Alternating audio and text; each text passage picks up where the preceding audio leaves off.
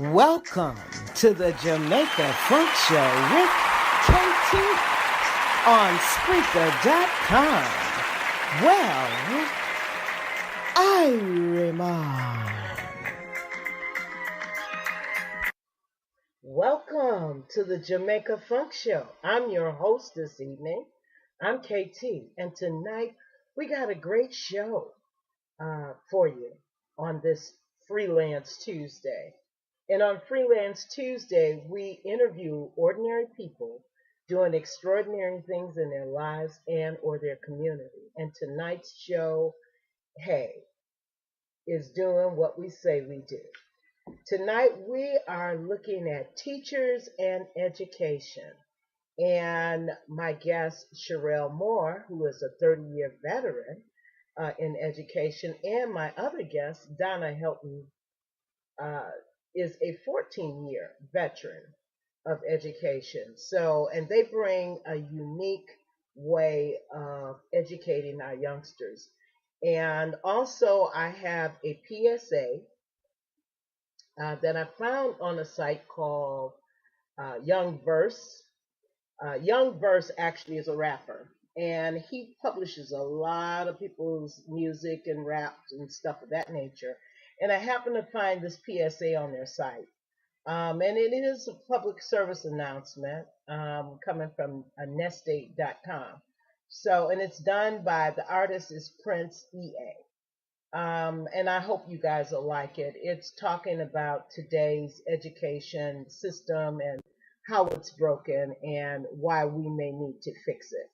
So that's going to be our show. And then we got poetry as well as some music. So I want you to sit back, relax, grab whatever it is you're eating and drinking.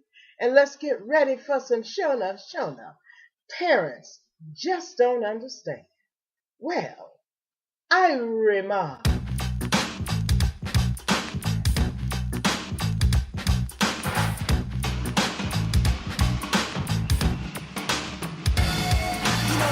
All the same, no matter time, no place. They don't understand that us kids are going to make some mistakes. So to you other kids all across the land, there's no need to argue. Parents just don't understand.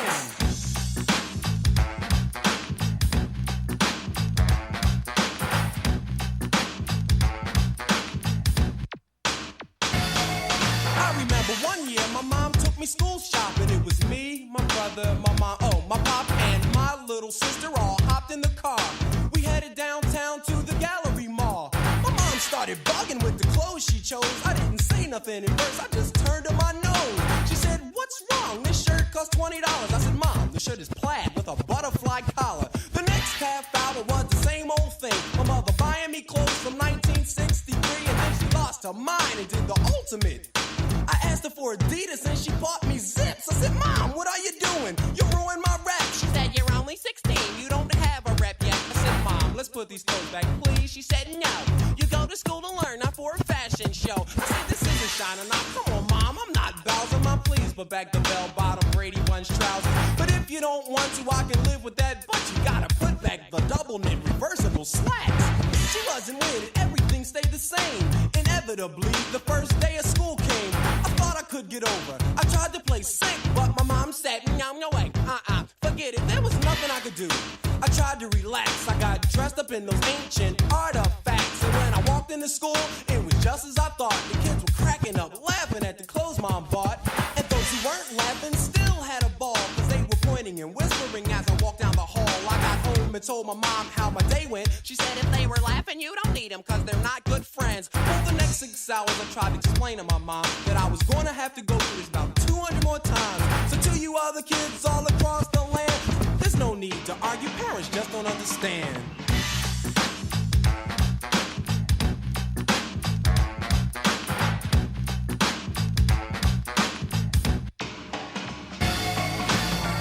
Okay, here's the situation.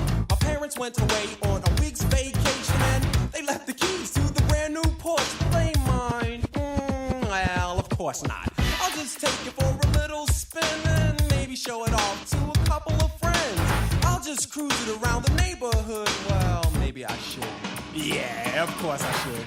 Pay attention, here's the thick of the plot. I pulled up to the corner at the end of my block, and that's when I saw this beautiful girly girl walking. I picked up my car phone to perpetrate like I was talking. You should have seen this girl's bodily dimensions. I honked my horn just to get her attention. She said, was that for me? I said, yeah. She said, why? I said, come on and take a ride with a hell of a guy. She said, how do I know you're not sick? You could be some deranged lunatic. I said, come on, Toots, my name is the Prince. Besides, would a lunatic have a Porsche like this? She agreed and we were on our way. She was looking very good, so was I, must say. Word. We hit McDonald's, pulled into the drive. We ordered 2 Big Macs and 2 large fries and Cokes. She kicked the shoes off onto the floor. She said, drive fast, speed turns me on. She put her hand on my knee, I put my foot on the gas. We almost got whiplash, I took off so fast. The sunroof was open, the music was high, and this girl's hand was steadily moving up my thigh. She had opened up 3 buttons on her shirt so far. I guess that's why I didn't notice that police car. We're doing 90 in my mom's new Porsche, and to make this long story short, when the cop pulled me over, I was scared as hell. I said, I don't have a license, but I drive very well, officer. I almost had a heart attack that day. Come to find out the girl was a 12-year-old runaway. I was arrested, the car was impounded. There was no way for me to avoid being grounded. My parents had to come off a vacation to get me. I'd rather be in jail than to have my father hit me. My parents walked in and I got my grip. I said, Mom, Dad, how was your trip? They didn't speak. I said, I want to plead my case, but my father just shoved me in the car by my face. That was a hard ride home. I don't know how I survived it. They took turns. One would beat me while the other one was driving. I can't believe it. I just made a mistake. Well, parents are the same no matter time, no place. So to you other kids all across the land, take it from me. Parents just don't understand.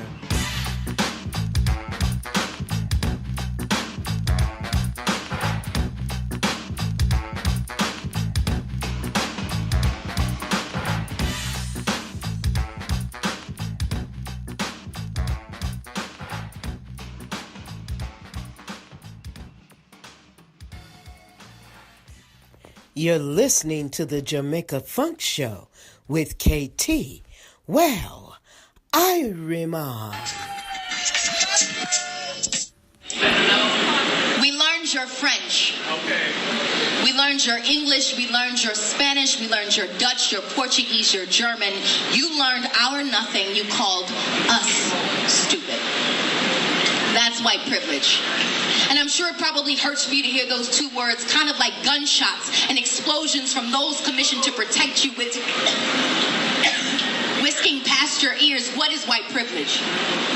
It is the only 5 decades of legal acknowledgement expected to correct 400 years of white transgression. It is crack versus cocaine. Blacks receiving almost 20% longer sentences for the same exact offenses. Like, for instance, a black man without a record is less likely to get a job than a white felon. Or maybe it's because we're lazy and we don't work hard enough. Like, what the fuck? 400 years in the same field literally is an incredible resume builder. It is Katrina answering the government's prayers of eugenics, Dick Cheney going fishing the next day, Condoleezza on a shopping spree, Bush in San Diego, but Kanye is the one you call crazy because, like, it only took the USA 2 days to get aid to Asia, but 5 for FEMA to get to Canal Street and Esplanade. It is the one black kid who beat the shit out of the odds, but only thanks to Sandra Bullock, Michelle Pfeiffer, and the White Shadow, so now we all can make it. It is the only time thousands of white people are cheering for the black kid to win is in the stadium. It is you looking at me crazy if I told you to go back to Europe, even though we didn't have a say. It is you all of a sudden having a problem with immigration, like this isn't even your nation. How the hell do you discover some shit that wasn't even missing to begin with, you Columbus, our traditions? Had white girls twerking in high definition with multicolored hair and purple nails, but it was ghetto when we did it. Oh, I'm making you uncomfortable. Try a cramped slave ship. But wait, slavery is over now. It's just called the prison system because, like, you're not racist because you don't use the N-word, but y'all use niggas every day. What is white privilege? It is the acceptance of bombs over Baghdad, but not over Boston. It is European history being taught as a major and African as an elective. It is learning about my people only 28 days like I'm not black every fucking second as every white boy. But to fuck my brains out, not because I'm pretty, but because I'm pretty for a black girl. It is people thinking that Africa is one nation. It is the waving of the Confederate flag like you didn't lose the battle and then telling us to get over slavery. It is people saying that black people destroyed neighborhoods but forgetting that white people have destroyed continents. It is every time I bring up my plight, some white man has to tell me that I'm crazy but is kind enough to praise my English or say that we are all given the same opportunities, even though he has a family history of wealth and I don't even know my family history at all. Is the justification of police brutality. Like, what did that person do? I'm sure it doesn't hurt as much when the victim doesn't look like you. It is people thinking that affirmative action is an unfair advantage instead of keeping the qualified from being unfairly disadvantaged or throwing out a qualified applicant because their names sound too African American. Is Newports imported into black communities, but black boys exported for weed as big plastic asses that are called fat when we naturally have them. It is an Australian woman whose new classic of rap music is everyone who hears this poem dismisses all this truth I just spit as reverse racism. That is white privilege. Thank you. Albert Einstein once said, everybody's a genius, but if you judge a fish by its ability to climb a tree, it will live its whole life believing that it is stupid. Ladies and gentlemen of the jury, today on trial we have modern day schooling. Glad you could come. Not only does he make fish climb trees, but also makes them climb down and do a 10-mile run. Tell me, school, are you proud of the things you've done? Turning millions of people into robots, do you find that fun? Do you realize how many kids relate to that fish? Swimming upstream in class, never finding their gifts, thinking they are stupid, believing they are useless? Well, the time has come, no more excuses. I call school to the stand and accuse him of killing creativity, individuality, and being intellectually abusive. He's an ancient institution that has outlived his usage. So, Your Honor, this concludes my opening statement, and if I may present the evidence of my case, I will prove it. Proceed. Exhibit A. Here's a modern-day phone. Recognize it? Here's a phone from 150 years ago. Big difference, right? Stay with me. Here's a car from today, and here's a car from 150 years ago. Big difference, right? Well, get this. Here's a classroom of today, and here's a class we used 150 years ago. Now, ain't that a shame? In literally more than a century, nothing has changed. Yet you claim to prepare students for the future? But with evidence like that, I must ask, do you prepare students for the future or the past?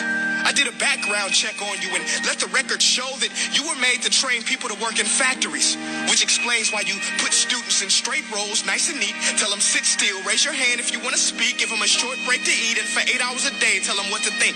Oh, and make them compete to get an A, a letter which determines product quality, hence grade A of meat. I get it. Back then, times were different. We all have a past. I myself am no Gandhi. But today, we don't need to make robot zombies. The world has progressed. And now we need people who think creatively, innovatively, critically, independently, with the ability to connect. See, every scientist will tell you that no two brains are the same. And every parent with 2 or more children will confirm that claim. So please explain why you treat students like cookie cutter frames or snapback hats, giving them this one-size-fits-all crap. Watch your language. Sorry, Your Honor, but if a doctor prescribed the exact same medicine to all of his patients, the results will be tragic. So many people will get sick, yet when it comes to school, this is exactly what happens. This educational malpractice where one teacher stands in front of 20 kids, each one having different strengths, different needs, different gifts, different dreams, and you teach the same thing the same way? That's horrific. Ladies and gentlemen, the defendant should not be acquitted. This may be one of the worst criminal offenses ever to be committed. And let's mention the way you treat your employees. Objection. Overruled. I want to hear this. It's a shame. I mean, teachers have the most important job on the planet, yet they're underpaid. No wonder so many students are short-changed. Let's be honest. Teachers should earn just as much as doctors, because a doctor can do heart surgery and save the life of a kid, but a great teacher can reach the heart of that kid and allow him to truly live. See, teachers are heroes that often get blamed, but they're not the problem. They work in a system without many options or rights. Curriculums are created by policymakers, most of which have never taught a day in their life. Just obsessed with standardized tests. They think bubbling in a multiple choice question will determine success. That's outlandish. In fact, these tests are too cruel to be used and should be abandoned. abandoned, but don't take my word for it. Take Frederick J. Kelly, the man who invented standardized testing, who said, and I quote, "These tests are too crude to be used and should be abandoned." Ladies and gentlemen of the jury, if we continue down this road, the results will be lethal. I don't have much faith in school, but I do have faith in people. And if we can customize healthcare, cars, and Facebook pages, then it is our duty to do the same for education, to upgrade it, change it, do away with school spirit, because that's useless unless we're working to bring the spirit out of each and every student. That should be our task. No more Common Core. Instead, let's reach the core of every heart in every class. Sure, math is important, but no more than art or dance. Let's give every gift an equal chance. I know this sounds like a dream, but countries like Finland are doing impressive things. They have shorter school days. Teachers make a decent wage. Homework is non-existent, and they focus on collaboration instead of competition. But here's the kicker, boys and girls. Their educational system outperforms every other country in the world. Other places like Singapore are succeeding rapidly. Schools like Montessori, programs like Khan Academy, there is no single solution. But let's get moving, because while students may be 20% of our population, they are 100% of our future. So let's attend to their dreams, and there's no telling what we can achieve. This is a world in which I believe, a world where fish are no longer forced to climb trees. I'll rest my case.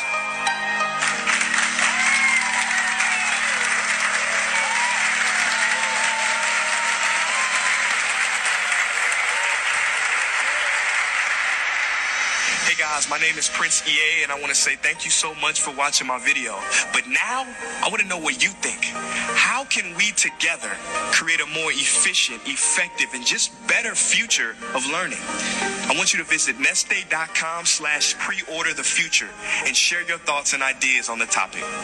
Peace. All right. So that was the PSA I told you about earlier, Prince EA. And the name of that site is neste.com. That's neste.com, where you'll go and share your opinion. So tonight I have the privilege and the honor to have as a guest on my show. She is a gifted enhancement coach. She provides resource support for students and teachers from grades kindergarten to 6, and is a 30-year veteran teacher at that. So, ladies and gentlemen, I want you to give it up for Miss Chyrel Moore. Thank you. Yeah. Hey, Chyrel, how are you? I'm doing well. Well, Doing well. first of all, let me just say thank you for being on the show this evening and participating in this inquiry, because basically that's what it is. It's an inquiry into our school system, our public school system, and the innovative things that can be done to make it more palatable for the children that are going to the school, and just make them more successful because they're doing something that excites them and motivates them, as opposed to the same old that they get every day along with homework. So now you're a gifted enrichment coach. That is correct. So what is that? A gifted enrichment coach is someone who works in a building or maybe in several buildings. I used to work in several buildings. And what I do is I go around and observe students and teachers, particularly the students that some teachers find have accelerated in learning skills and would like to see if they fit the gifted criteria. So after observing them and their tests that they have to take, we look at their scores on certain tests, including the teacher's input, as well as their daily activities and academics. And we put all that in a little formula with some other tests and screen them and see if they qualify for testing. And if they qualify for testing, we do that. They meet a certain score in that, and then they qualify for the label of gifted services. And usually when someone is gifted, we look at a student. Let's say you have a student in second grade. We look at that student and their performance, and if they are performing above the second grade level, particularly at a third grade level, we feel like there's some kind of gifted quality. And if their academic levels of a second grader is that performance of a third close to a fourth grader, then we feel that they are gifted. We go ahead and provide the screening test and see if they meet the criteria. Okay. So now, is there a special criteria, that you could share with some of the parents that may be listening? Every school district is probably going to have a different criteria for that, but I would say from anywhere, if a student is labeled gifted, they are performing above the grade level that they're at. And by above the grade level, I said earlier, if you're at a second grade level and you're reading on a third or fourth grade level, you have the potential for being tested for gifted services. So that's what parents need to look at. But before they look at that, a parent needs to know what their child's academic level is if they are working at that level. And some parents don't know that. Just because your child is a second grader doesn't mean the day they enter second grade that they're doing all or capable of doing all the work at that grade level. And if they are doing the work at that grade level, does it come easily to them to do that? Is there a little effort that they have to put into study to learn this material? Gifted kids aren't really students who are learning the material, think that they know innately. They were born this way. And in other words, they will hear something, read something, and they remember it. It's not repetitive to them. Mm-hmm. So now, and some parents. Go ahead. No, go ahead. Sometimes parents feel that if they put their children in these programs where it teaches their kids how to add, subtract, do math, teaches their kids how to read, at an early level, they want to feel like their kids are gifted. But that's different because you have taught those skills to your child. Most gifted children just pick up things naturally and just go with it. Mm-hmm. They're born. They have that innate ability to look at numbers and remember a set of numbers that they've seen. They can remember their phone number, their address, just from one time you telling them. They learn things on their own without being taught that material. It just comes so easily. And that is the hardest thing for parents to realize. They feel like, my child has been going to these special programs and they just know this. This is not something that's being taught. This is something innately within them that they do. And I will say that there are certain kids who are I would like to look at a child as being gifted overall, but there are certain kids that are truly gifted in certain areas, like a kid who's completely gifted in reading and language and writing. And then there could be another one that's completely gifted in the math area. But a lot of times you find that those kids that are like that have been exposed to one or the other more prevalent than any of the others. So I go back to a gifted child having all of the abilities, and they're born with that, and it just comes very easily to them. Nothing is taught, tutored, or anything. Okay. So what are some of the innovative ways that you as a gifted teacher teach your students when you're in that environment? It's not that I teach them anything because they're really born with that, but it's like taking a lot of their creativity, a lot of the questions that they ask. Gifted students usually ask why. Mm-hmm. Why does this happen? And then they go out seek the information to prove their answers. They're asking questions, they write their questions down. And a lot of times it's not me who's giving them the answers to their questions. I'm teaching them how to think and how to find those answers. And to teach them how to think, I'm asking them more questions, which enables them to think about some of the things that they're asking to kind of research and find those answers. Okay. So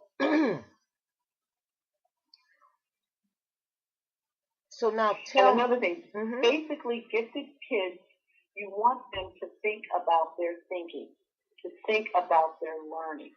And a lot of them will tell you, how did you know that? I don't know, I read that somewhere. I can't really recall where I read it, but I read it somewhere. And I know when I read it, it was interesting to me and I retained it. And that's what they'll tell you. And a lot of times you can be teaching something or talking about something and they may not be listening, but they may respond to you. And teachers will be like, well, he's not paying attention, but when I call on him, he's right there. Well, really, he is. He's paying attention to you, but he's kind of multitasking, maybe in his mind, maybe looking in the book or thinking. Some teachers think they're not following along with us, but when you call on them to read, they know exactly where you were. Yeah, he has a different way of intercepting information. That's right. And they keep themselves busy. They keep themselves engaged. Usually you're not going to find a gifted kid, truly innately gifted kid saying he's bored. He's going to find a way to do what you wanted him to do, to finish that task, but he's moving on to something else, maybe something that he's creating on his own. But what if the gifted student is bored because he's not being challenged? Well, usually that's why I'm there. Okay. Walk on, and if the teacher says, I can't keep anything for him to do, he does everything, he finishes on time, and then I need to move on.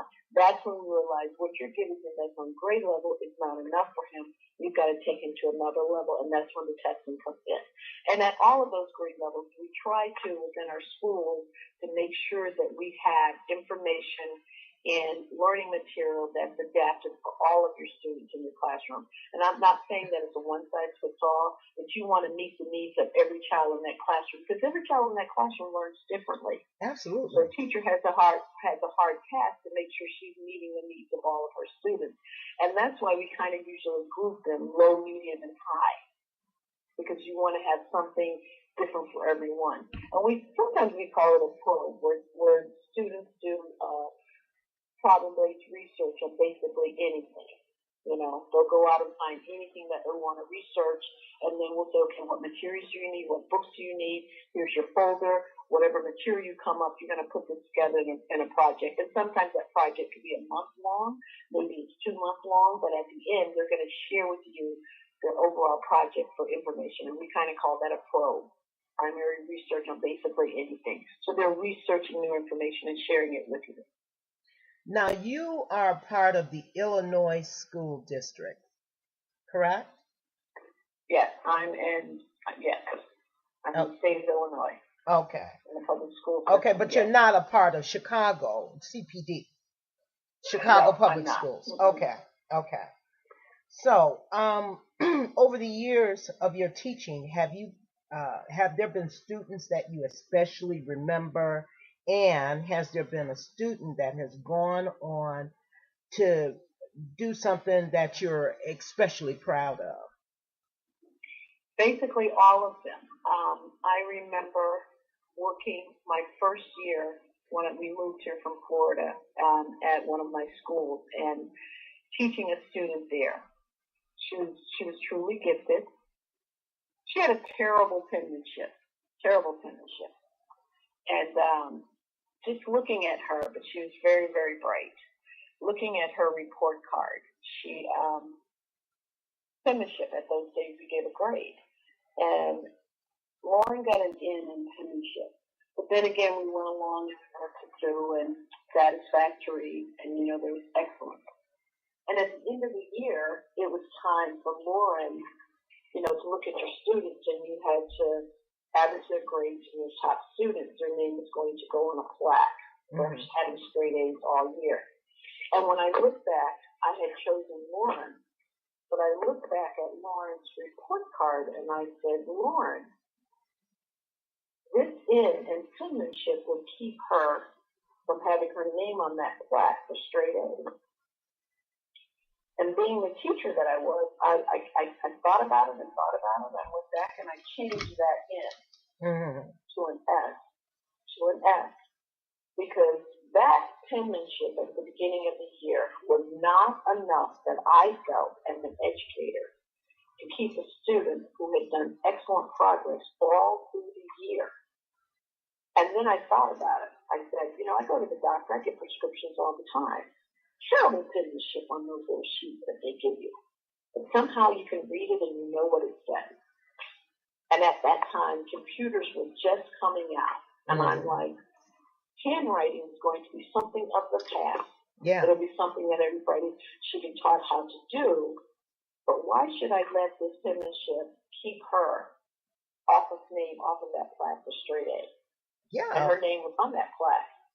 And it was funny because the last day of school, they give out all the awards and everything, and her parents came and she was there, and her mom said, we were looking at the criteria, and we went back, and we were looking at the report cards, and then Erin's name was called, and Erin said, Erin, your neighbors call you on the block. And she says, yeah. Mrs. Moore pulled me aside and she talked to me and she says the reason she made the change. And today, Lauren is a surgeon. That's why her penmanship was all screwed up. So I'm very proud of her. I have several students. Vinny Pufala, who I recognize in second grade. Vinny used to finish. He was one of those students that finished everything first. And I said to Vinny, I got to recommend you for testing for gifting because you're just finishing all this work and we're always creating something new for you to do. And looking at Vinny would bring his father's medical books. And Vinny was always on because I would tell the kids, I got to get my 8 glasses of water in a day. And Vinny would keep track of how many glasses of water I was drinking a day. He would tally it up by the end of the week. This is not how much water you've drank all week. This is more in class. Not to mention what you drink out of class. So this is what you drink in class. And Vinny would tell me all kinds of things like, what did you eat for dinner last night? Well, I ate this. Great steak. You know how long it's going to take for it to digest in your system? And then he would go pull open his little medical book from his dad, and he would follow me. Why don't you find information and share it out for the class? Because I'm sure they want to know just like I want. So he would share things like that. And it was funny because Benny was graduating from college, and Benny came back to find me within my school district. Mm-hmm. And he went to several schools and finally found me. And he said to me, I wanted to hand you personally my college graduation invitation. He says, because it was you, Mrs. Moore, who inspired me. And that's just 2 students that I'm telling you about. There's some every day. There's one student right now, Nithya, who I talk with all the time. And she just has a great way of reasoning with things. I have another student, Alina, who makes things seem so easy. Alina, why did you choose that? What made you think about it that way? And then she looks at you and then just share it with you. And go, thank you for sharing that. And that enlightens other kids to kind of reason and think through that. And I know these 2 students are going to go far in life, and I know they'll be sharing with me their abilities. And I'm an open book. I try to keep in touch with them, tell me how you're doing, how things are successful. I have another student that's at the University of Chicago. Going to school. She's in her 4th year there. And I'll never forget when she came to me and she said, Mrs. Moore, I made a perfect score on the ACT. And she was trying to get into U of I. Mm-hmm. And she said to me, I've got a perfect score. And they accepted me, but I'm not getting any financial money, any scholarships from them. I said, what do you think that is? She says, well, a lot of kids want to go there. And I said, do you want to be just one of those students that are going there? So then you'll become like another needle in a haystack, just another group of students that are excellent that's going to that school. Or do you want to go find a school that wants you for all of your knowledge and your gifts? She says, well, I have some other ones. And I said, well, who do you have? She says, University of Chicago. I said, that's an excellent school. It's like the Ivy League of the Midwest. Mm-hmm. I love that school. I said, I went to that school, and I walked across that school, and I went into one of the dorms, or one of the classroom areas, and I saw the wood work that was there. And I stood in one of those classrooms, and I looked at it, and I said, I wonder who are all the great minds that have passed through this room that have done some wonderful things in the world. The atomic bomb was built right there at the University of Chicago. Wow. It was a surprise. Winners come from right out of that school, more than you can ever count. And I said, I just wonder, looking at this campus, looking at the water out there, you wouldn't know that was a lake. It looks like it's an ocean. I would give anything to go here. And I said, here you are. You have an opportunity. What are they offering you? And she looked at me and she says, we'll find out. Well, she came back and she said, Mrs. Moore, guess where I'm going to college? And I'm going to the University of Chicago. She said they gave me a full ride. I said, you gotta be kidding me. I said, they wanted you. They want you for all of your gifts and talents. Yes. They're going to offer that to you. And she went. And then she came back and she said, I want to share with you one of the projects that I'm doing with them. And I said, what are you doing? She says, all of the homeless shelters in the city of the Chicagoland area, I'm going to be as a team of students, and we're going to do research to figure out how to keep all of those facilities running, how much food they need, how much bedding they need for each of the patients or each of the guests that are going to be coming into their centers. What do they need? Clothing, shoes, whatever they need. She says, we're going to figure that out as students. And she says, it's exciting because we have to go around to see all the different shelters and see what they need and how many people can fit in here, how many, guests they can have in there. And I said, you like that? She says, I love that. I said, that's service. Mm-hmm. You're doing service for your community. And I said, remember, I used to tell you, a lot of times you have to give back in order to make things better. And I am proud of her that she's doing that. I'm proud that she's enjoying it. She was one of my students who I used to say, how do you know this? She says, I don't know. I read it somewhere and it's just here. And she was another student that I had who said she had an opportunity to go to a magnet school. Mm-hmm. And I said, don't you want to go to the magnet school? And she says, no, I want to stay right here. I'm going to be successful right here.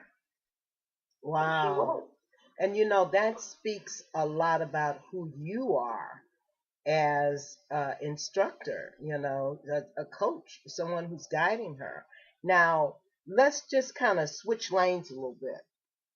So now, do you think that the learning curriculum that is being taught to our children for life outside of reading, writing, and math works for today's students? Or do you need me to clarify? You know what? Uh-huh. No, this is how I look at it. Mm-hmm. I want children to learn how to think. I want children to learn how to problem solve. I want children to learn how to think logically in a situation. But it's no matter what material is presented to them, no matter what book is put in front of them, how the material is set to them, I want them to be able to think it through, problem solve, and work logically through it. Is the system set up for them to do that, though? I think teachers try to do that.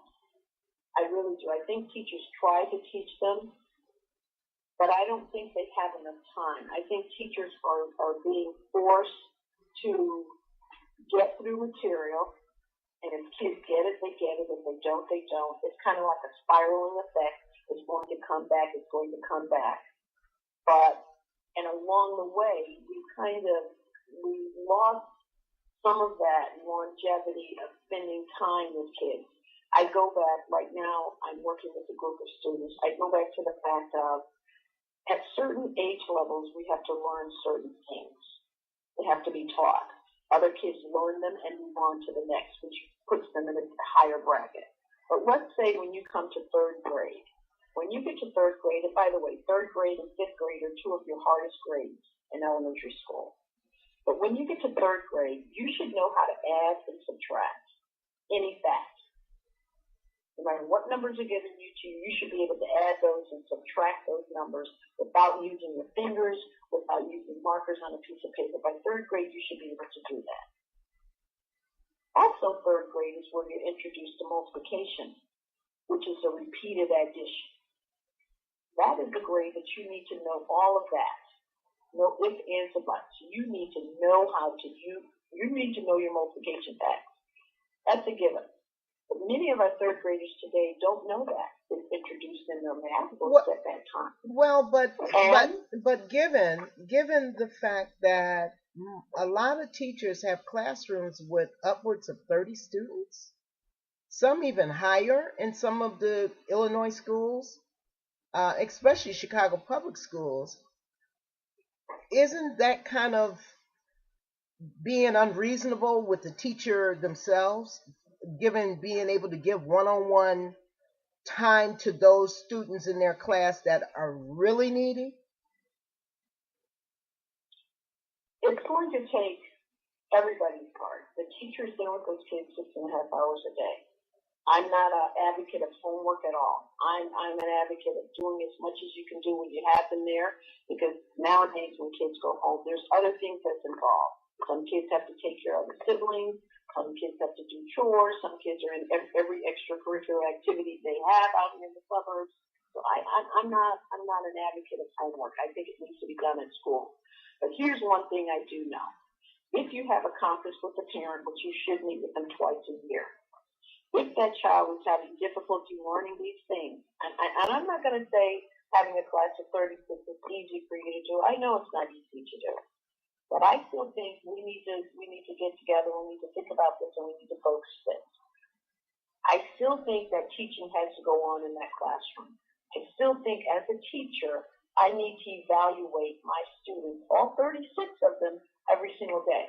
And some teachers might look at me and say, Chyrel, how do you want me to evaluate each kid and know where each kid is making progress every day? You should. I don't want to miss little Johnny sitting over there in the chair when I go home. And this is one thing I used to say when I first started teaching. And I love teaching, but when I first started teaching with a class of 27, I used to go home at night and I used to look at my roster. And I used to try to say, I know I took the roll today, so I know all these kids were here. Did I look at Emily at all today? Did I talk to Emily today? Did I acknowledge Brenda today? Did I call on her? Did I see her, truly see her? I know I called the roll, and I know they were there, but did I make a personal connection with each student in my classroom? Some teachers shake hands with each student as they enter their classroom, give them a high five as they're leaving their classroom. That's good. But during that day, do you make a true connection with every student sitting in your classroom? And every day when I walk into a classroom and I see students, I have to call all their names. I have to walk around and say hello to them. I have to touch them on the shoulder to let them know that I know you're here and you're important to me. And as far as learning those facts, with 36, 37 kids in a classroom, it can be done and it must be done. Now, we have to make sure we get teachers in our buildings that are going to be teachers that are dedicated to doing their jobs. I, as an administrator, want to make that as easy as possible. I'm one for working smarter, not harder. I'm one for finding an easy way to get everything across. If I need to make a school-wide thing for all the teachers in third grade to say, as soon as your students enter that classroom in the morning, you're going to have a fact practice every morning. They're going to have to take a fact test. They're going to get 100 problems. They have to do them within so many minutes. See how many you get correct. Let's take a log of our progress. Kids need to start evaluating their progress as well. I did 100 problems today, Mrs. Moore. I got 60 right. I did 100 problems yesterday. I got 40 right. Or maybe I got more right. Something happened between yesterday and today. Did I think about those multiplication facts? It's not all on the teachers, it's on the students. You must have the students to believe in themselves. You must have the students to try as hard as they can to make it better. You want students to be open enough to tell you, hey, Mrs. Moore, I tried this, but I still don't get it. But want them to feel open enough to tell you that without saying to you, or without you feeling, man, I just talked for 3 minutes and they still don't get it. That's not what it's about. You want to know at what point in my discussion did you lose track, so I can see what you're thinking. Now, something you just said, and that is you go around and you acknowledge each of your 27 students. You made them feel like all of them were important, regardless to how not so smart or how smart they are, for that matter. And I think that when a kid basically feels like someone cares, they try harder. They engage because they know that they can get your attention. And they know that you care about them and about them being educated. But there are some teachers that forget that they need to acknowledge the whole class. And that's what makes you unique and make you an extraordinary person, because the approach you take is an approach that probably need to be initiated in every school. I mean, something as simple as greeting each of your students to make them aware that you're aware of their presence in class today and that they matter. Well, it is true that kids matter. It is true that teaching and learning matters to everyone. Mm-hmm. There's a lot of times when I don't always teach. I go around and share presentations in the classroom with students. And during the midst of my sharing a presentation, even if it's 36 or 40 kids in the classroom, I don't sit down. I'm constantly moving around and walking. I know when I lose someone. I'm standing by them, and I'm re-engaging them in my conversation. I want them to listen. I have to let them know that I know when you get lost. Even when I'm teaching, the other day I told the kids a story. I said, you probably don't see this on television now, but back in the day when we were watching the television and the television went out of sync, it got a little fuzzy and made this funny noise and lines went all over it.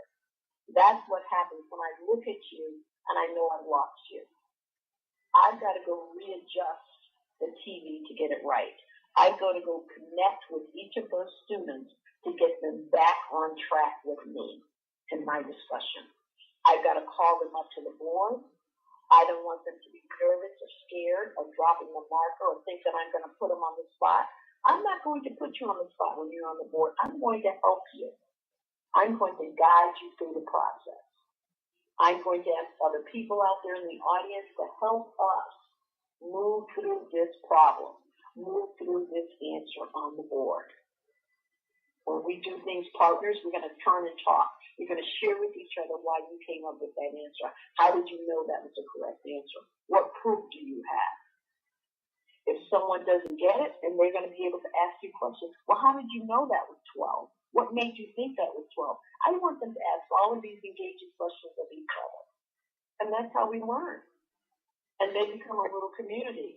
And I love it when they say, well, I'll help you with that one because I know how that one. I know what was the tricky part of that question. Did you figure out what the tricky part was? Yeah, I did. Well, can you show her so she can identify that? And then when she reads another one, is there another trick there? And that's what we want our students to do. A lot of teachers will say, I don't want the children talking in my classroom. As long as you're talking about the subject that we're working on, that's okay. That's cool. As long as they're engaged. And sometimes I'll call on a group and they'll say, we're talking about this math problem. She doesn't understand this, so we're trying to show, all right, you got it. And that's what we want students to be able to do. They got to work together.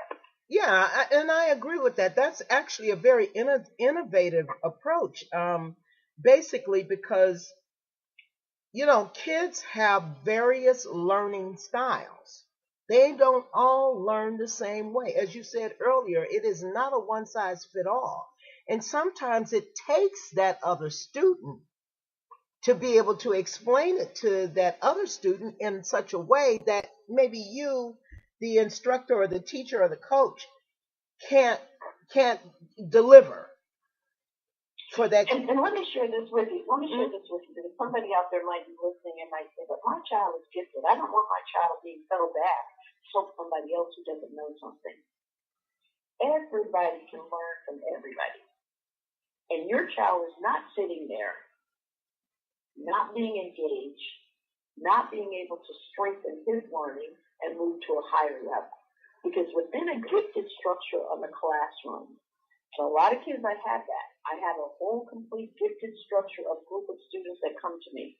And even within that gifted cluster, when they were identified for gifted, they all came in with different scores.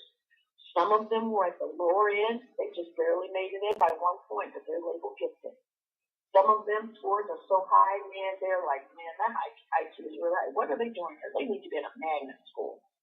Do you get what I'm saying? Well, they're all sitting in the same classroom. So within that gifted classroom, you still have low, medium, and high. Do you understand what I'm saying? Mm-hmm. So parents just look at that label and say, oh, yeah, my child is gifted. But your child could be on the lower end. Just barely made it in. Now you keep... Another kid could be on the higher end. But they all have that label. So and you know what? Here's the thing about gifted kids. every gifted kid in that classroom, and it doesn't have to be a gifted kid, it could be a regular classroom of students, but every student in the classroom knows who the smartest kids are. Mm-hmm. They know who they are. And when you go to a magnet school or you go to a gifted classroom, a gifted cluster, everybody in that cluster know who the smartest ones are. They've already identified it. And not one person has to say who it is. But they know who it is. It's just an instinct. It's just something natural. Even with everyday classroom regular students, they know who the smartest kids are. They know who the brightest ones are. They know who the kids are that need a little extra help. They're good with that. Now, you've mentioned a couple of times a magnet school. Explain to my listeners what kind of school is that, for those that don't know. A magnet school will be, maybe your top between 3 to 5% of your students in your school community or school district. So what you would have is students that are in your school that have been tested, and they're going to fit a category where they are at least 2 grade levels ahead. So we'll go back to that second grader again, who's in the second grade, but they're not performing as a second grader. They're performing as a 4th or 5th grader. Do you understand? So they don't really need to be in that second grade classroom because there's nothing in that curriculum. That teacher's going to be rewriting a lot for that student to stay challenged all year. So usually those are the students that will go ahead and test and identify so that when they move to 3rd grade, they will either move to a magnet school if they qualify, according to the testing, to be put 2 grade levels, and they'll go to that magnet school as a 3rd grader, but all of their work will be challenged so that it's almost 2 levels higher. Okay. And some people will say, are they ready for that? Yes, they're innately ready for that. They're second grader or 3rd grader, but they're certainly not the 3rd grade material. It's too easy for them. They're ready to go beyond, and you don't want to stifle them. You don't want to hold them back. So you're going to challenge them. And right now, in our where I work at, we have math. We've been able to do that with math. And according to our tests that we give at the beginning of the year, it determines what level of math we're going to be giving those students. And some of those students may be working on math a year ahead of them. So let's say you're in 5th grade, you may be doing 6th grade math. You may even be doing some math problems or activities that are going to take you into the 7th grade. It becomes more challenging for them, and that's at their readiness level. Mm-hmm. Mm-hmm. Yeah. So when you think of magnet, you're looking at your top 3 to 5% of your students that fit that category. Now, I guess she's called the Secretary of Education, the lady that the man in the Oval Office put in charge of education. Education, yes. Go ahead.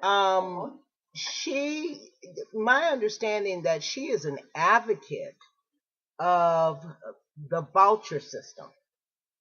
Uh-huh. Can you tell my listeners what is the voucher system and how can that affect them economically and as parents and their children, education? Kids who get into I'm not a part of that, but if you're in a voucher system, I think that's where you are accepted into a certain school. Okay, so they have the right to choose who or select who comes to their school. Okay, but within that voucher system, I do believe the students that's going into that school are going with the same concerns as those within a regular school. You're just relocating. You might be one that's lucky enough to get there, but you're going to have the same concerns as the other school. Your concerns might not be as deep or wide as the regular school, but you're going to have the same concerns and issues. You're going to have the same concerns with making sure your kids are taught the material, making sure that it's being retained. At times, voucher system may be kids who go there, maybe parents who are into their children's work.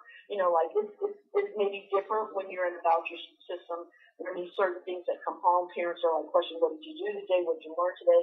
A lot of kids will say nothing on both sides voucher schools or non-voucher schools. Parents have to learn how to ask more questions to get the answers to what they're looking for, about what's happening in that classroom every day. And test scores, they think, are better in the voucher school, but I think they're about the same both. I can't say the voucher school test scores are better than the regular classroom test scores, because the students that you're getting in those voucher schools are coming from the regular schools. Parents may be choosing the voucher school because they may think that, I don't know, it could be safer for them. I'm not sure. But Why aren't the voucher schools private schools? I think it is in a way, the way the school's set up. I don't know.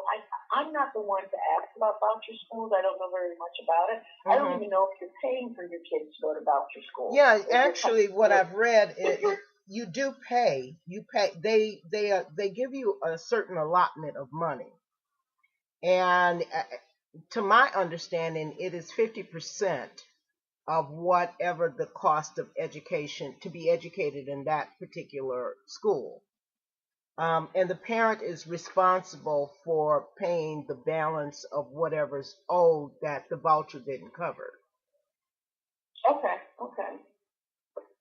Yeah. So, and they were saying that it's supposed to be a better way of educating your child, and they were trying to take the public schools and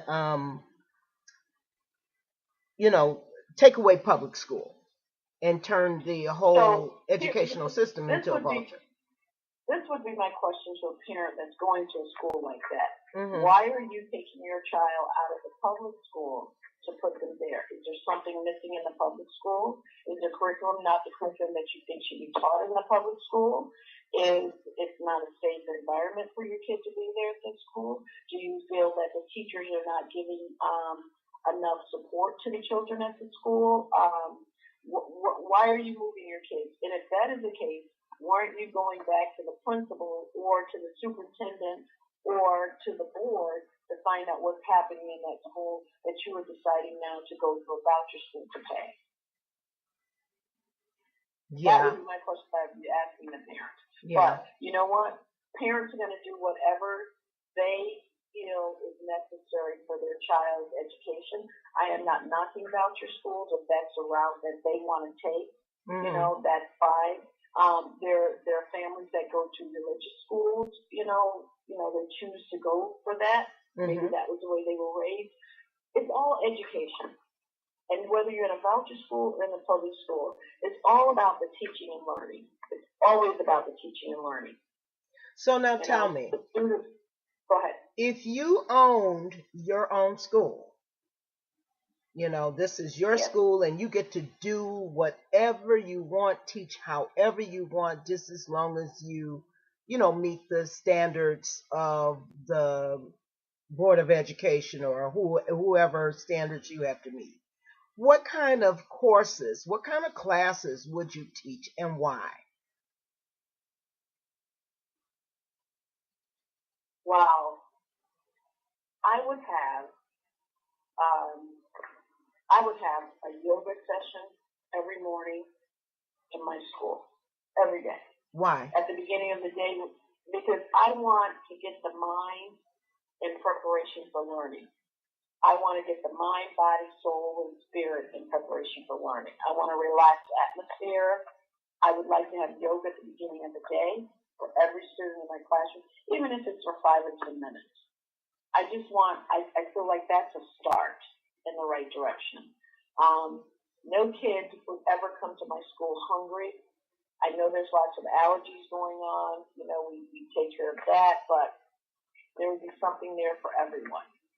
I just want you to get the kids to school. I want them to be safe, clean, and healthy, and we're going to take over learning from there. I want to have conferences, not just twice a year with you. I want you to check in monthly with the teachers at my school, because it's all about progress.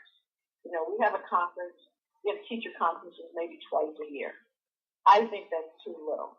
Because I think if parents are to be engaged with their children's learning, and I'm not sending homework home, I feel you need to know more often about what's going on in that classroom and about the learning and if your child is making progress.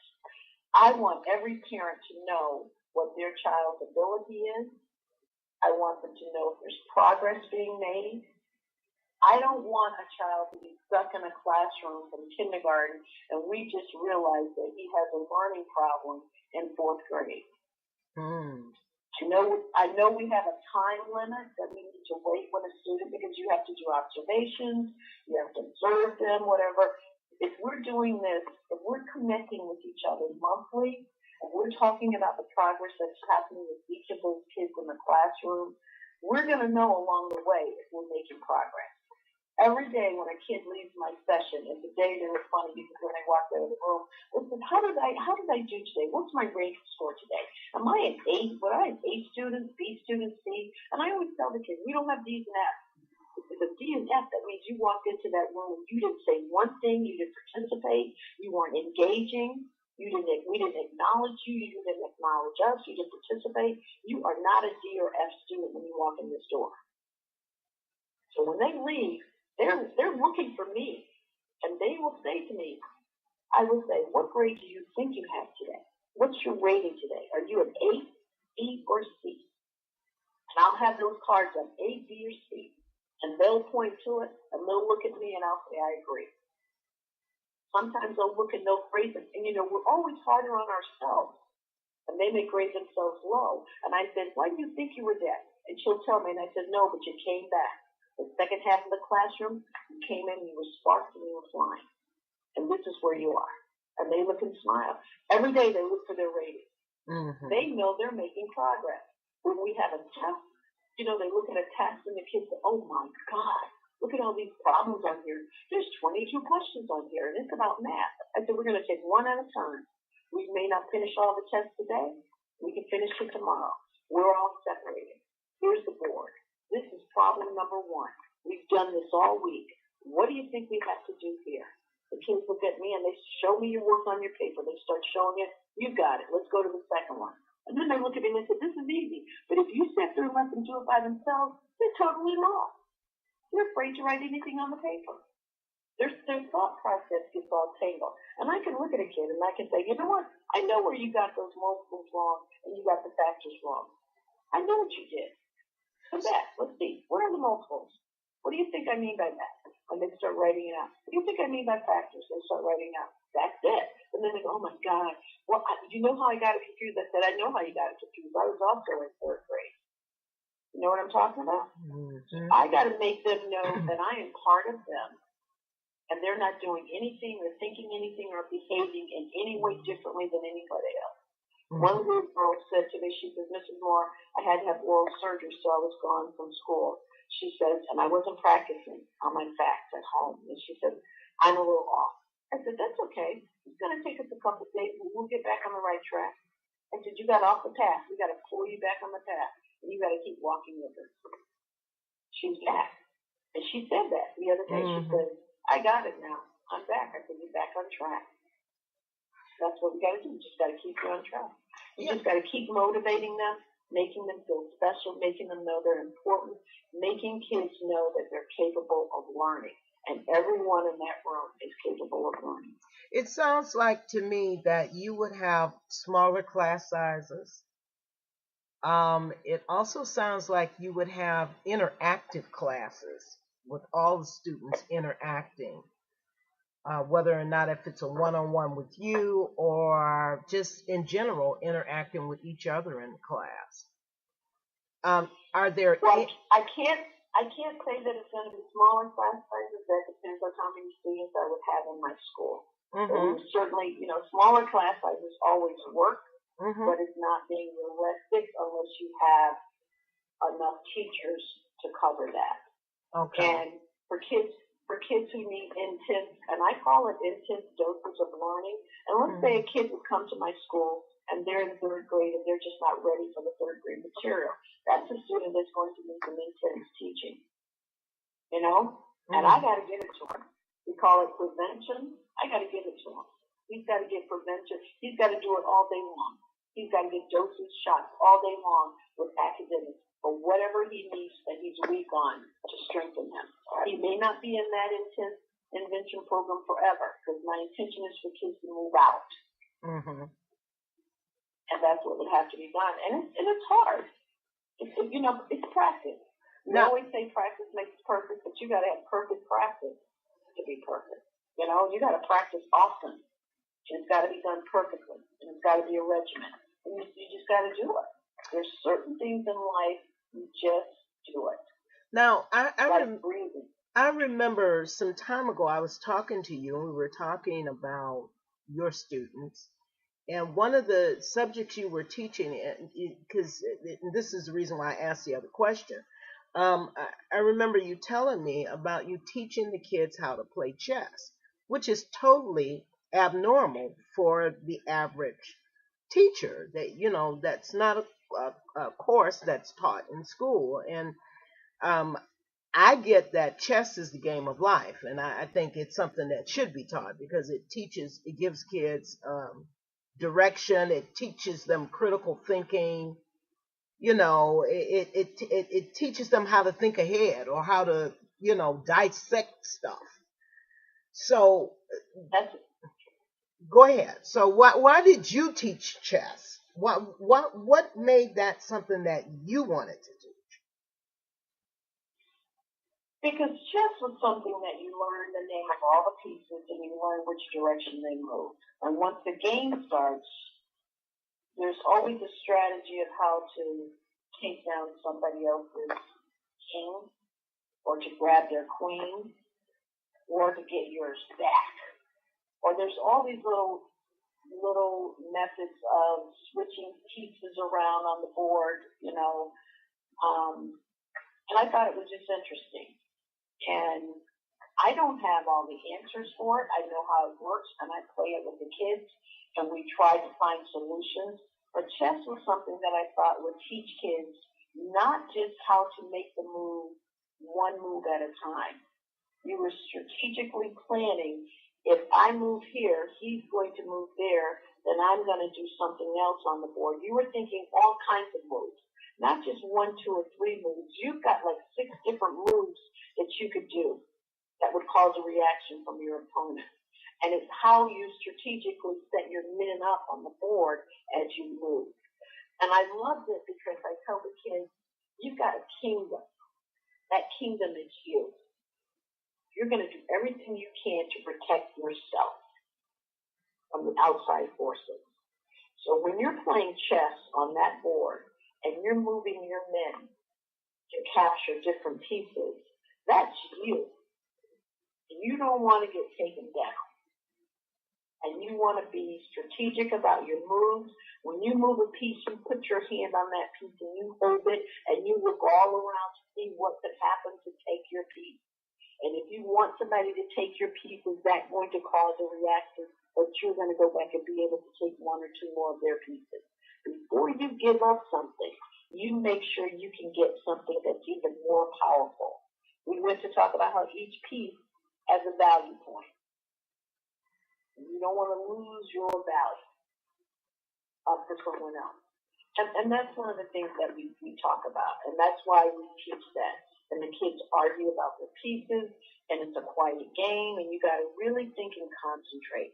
And that's what really engaged me with that, was because you got to be quiet, you got to be focused, you got to think. You can't listen to the jive that somebody else is talking. Mm-hmm. People play tricks on them when they're talking to you. They trash talk. Mm-hmm. So you got to keep it quiet, and you got to watch. And I also like it because it's time. You can time it once you really know how to play the game. Mm-hmm. And that's what we do. And that's why I wanted to teach them that.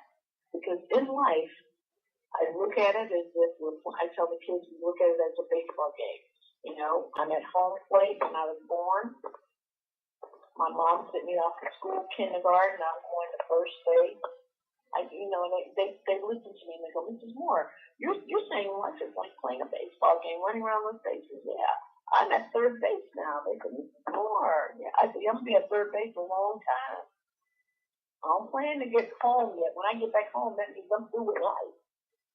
I'm gonna run those bases. I'm gonna enjoy my journey along the way. And that's what I want them to enjoy their journey through school. Go back to school and find your favorite teachers. Which one taught you the most? I had a girl tell me they didn't like one of her teachers because that teacher gave so much homework and all of this. And she said, when we were talking about it before she left school, she said who her favorite teacher was. And I said, what did you say? She says, this person was my favorite teacher. I said, does your mother and father know that? And she just looked at me and smiled. I said, no, I'm serious.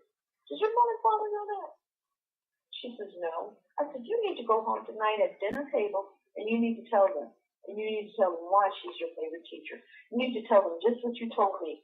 Because I said, why was she your favorite teacher? And you went through the whole thing. There was a glow on your face and you were smiling and you were happy. You go home and tell them that. She looked at me and her face got blank. And I said, what? You look like you're scared. Why can't you tell them that? Because is that the teacher that you complained about the most?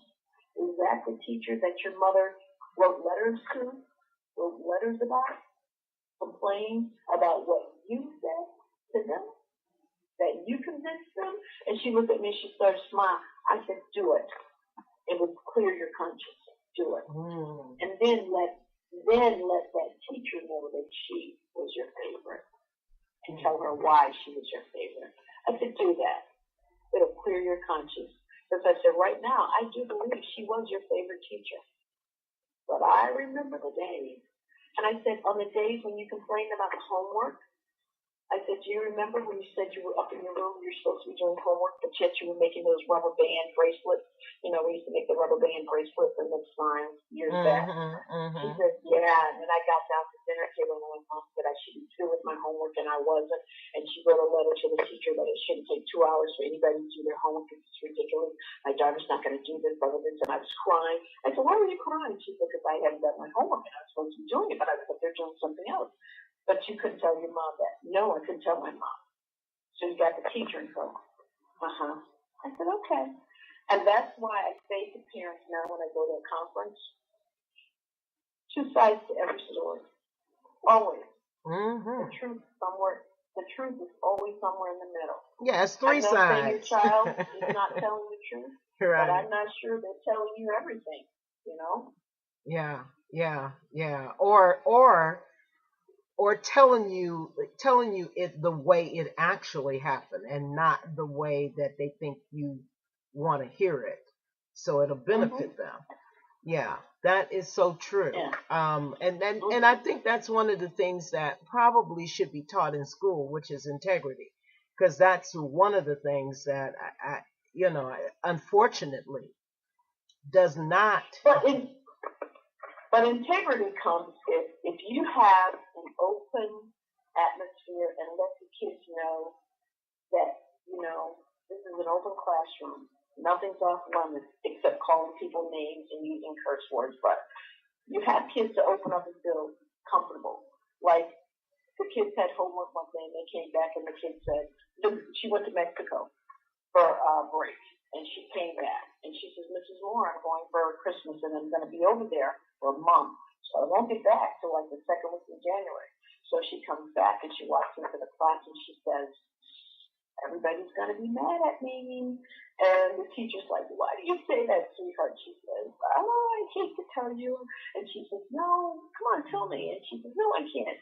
And so they were walking outside, and she looked at me, and I said, what's up? She said, can I say this to you? I said, absolutely. She says, all those textbooks I took, and I was going to work on everything while I was away at vacation. I said, yes. She said, well, I did work on everything while I was away on vacation. But she says, I forgot all my books there, and there's no way they're going to send them to me here. And I said, okay, what books did you take? So she told me the 3 books she took, so I went and found the 3 books. I said, now, here they are. But you got to let the teacher know the truth. Tell her the truth. We just want to make sure you did the work. That's why we told you to take them with you. Because you were going to come back 2 weeks later and you're going to be behind. She said, well, I'm not behind, but I just don't have those books. I said, well, don't worry about it. I said, you've been worried about that all day. She said, yeah, my mom said, just tell the teacher. Just tell the teacher. I said, okay, we can deal with that. Well, you just got to have it open so teachers have someone in that building or in that room that they can go to and just dump it. Well, Now, there she was, worried about a book, worried Yeah. about the book, and I'm like, did you do the work? She says, yes, I did. I said, well, don't worry about the book. I'll find some books. Well, I think you, and Go get one. I think you gave her the freedom to be with whatever she had done. Like, she was making up that it was really, really a bad thing that she had done. And after she finally told you what happened, you know, you put her at ease. You know, you allowed her to get out of that uncomfortable position that she found herself in, so she could tell the truth. And really, that is true. But, you know, the thing is that your school or you as a teacher, you know, see those things and is able to address those things. But believe me, you are one in a million. You are one in a million. And I think that is why you have the position that you do have, because you can see things and interpret things that other people don't see or is able to even understand. It's you know what? As we grow older, as we go through different things, we look at things differently and we kind of assess things differently. We were talking about technology the other day with a group of sixth grade students, and you know, it's all in the minds of the different children. Are we using too much technology? Do we rely on our cell phones too much? You know, has it become A crutch. a crutch for us? And then, you know, I said, do you think the technology is forcing it upon us to get us hooked on this? You know, and I was telling them how they have people that work in Apple and all the major In marketing. that come, In yeah, marketing. that come up with these devices on their phones to kind of trick you to get you to use it more, to invite you to come back. You know, I told them, I said, one of you are going to be one of those people one of the days. And I said to the kids, I said, I love the game of Candy Crush. When I play it, I said, Candy Crush doesn't like me because I'm not a buyer of them. I'm using the free source. But they will let me play because I haven't played for a while, several days, and they'll say, oh, come on back and play. You got 2 hours to play for free. And once I play, if I play for those straight 2 hours or during that time frame, then they'll say, okay, we got her back now. Let's see, she's hooked now because she's really playing this game. Let's see if we can entice her. Oops, your time is up. You can't play for 20 more minutes, but you can also play for 99 cents for 2 hours. You know, and then the kids start laughing. They want to get you. Did you buy it? I said, no, I didn't. I said, they don't like me too much because I'm not buying into that. So I said, how are you going to make a decision about what you're doing? Right. You know, the kids are like, you know, you're right. And then some kids will say, well, I don't use my phone that much. I only use my phone to call my parents. Other kids are like, they're tweeting or whatever. And then we talked about sending pictures, sending other things. Do you think it's appropriate, you know? And it's really getting for kids to start thinking about things. Just because I sent you that picture of me crying, you know, do you want that picture to be out there for you with that everybody's crying? And then you show that picture up later. Oh, this is the person that you have running for student council president. You know, if she loses, this is what she's going to look like. And the kids look at me like, I never thought about this. This is a little picture. Should we do that? I think yes, they could. Well, I think that's something, you know, if they rewrote the book about school, if they just took what they call school today and rewrote the book, there are things to me that are more important than learning about Columbus discovering America or you know, if something's a pronoun or a verb. I mean, those things are important, don't get me wrong. But I think there are other things that are more important, that are more geared to the everyday life that we utilize, but we don't even know what the hell we're doing with it. We're just, I mean, like our credit system. I believe that kids at a young age need to be taught about money and credit. They really need to be taught about that, because I look at it from the perspective of, this is something that you're going to use, and this is something that you're going to request of me, the parent, to use. So you really need to understand the dichotomy of currency and why and how it flows and how you get it and how to count it and how to use it wisely, or how to use credit, what credit means, because the average college student who goes to college, the credit card companies bombard them with credit cards, and they take all of these things thinking kind of psychologically that this is free money, and it's nothing free about it. Okay, I think learning about pronouns and everything, I think it's very important. I think it's a part of education. And I think that's something you're going to learn in the earlier grades. So you must know those things. Yes, no, I understand them. That's just why I said they are important, but I think there are other things also that as you get older, you need to learn, but they don't teach those things.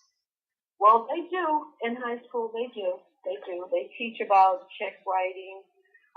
But that's part of one of those economic classes. They teach about having bank accounts. See what I'm speaking about. Stocks.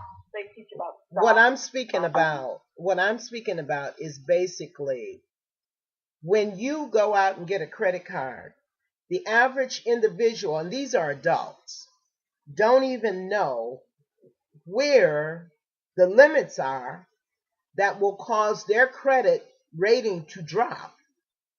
Right. Okay. But you know what, Kathy? I believe you are correct on that. But here's one thing I have to say about that.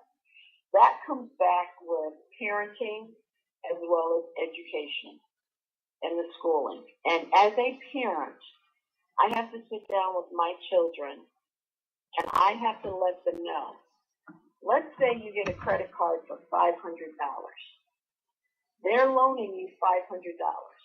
But in the process of loaning you $500, what is the interest that they're going to charge you on that $500?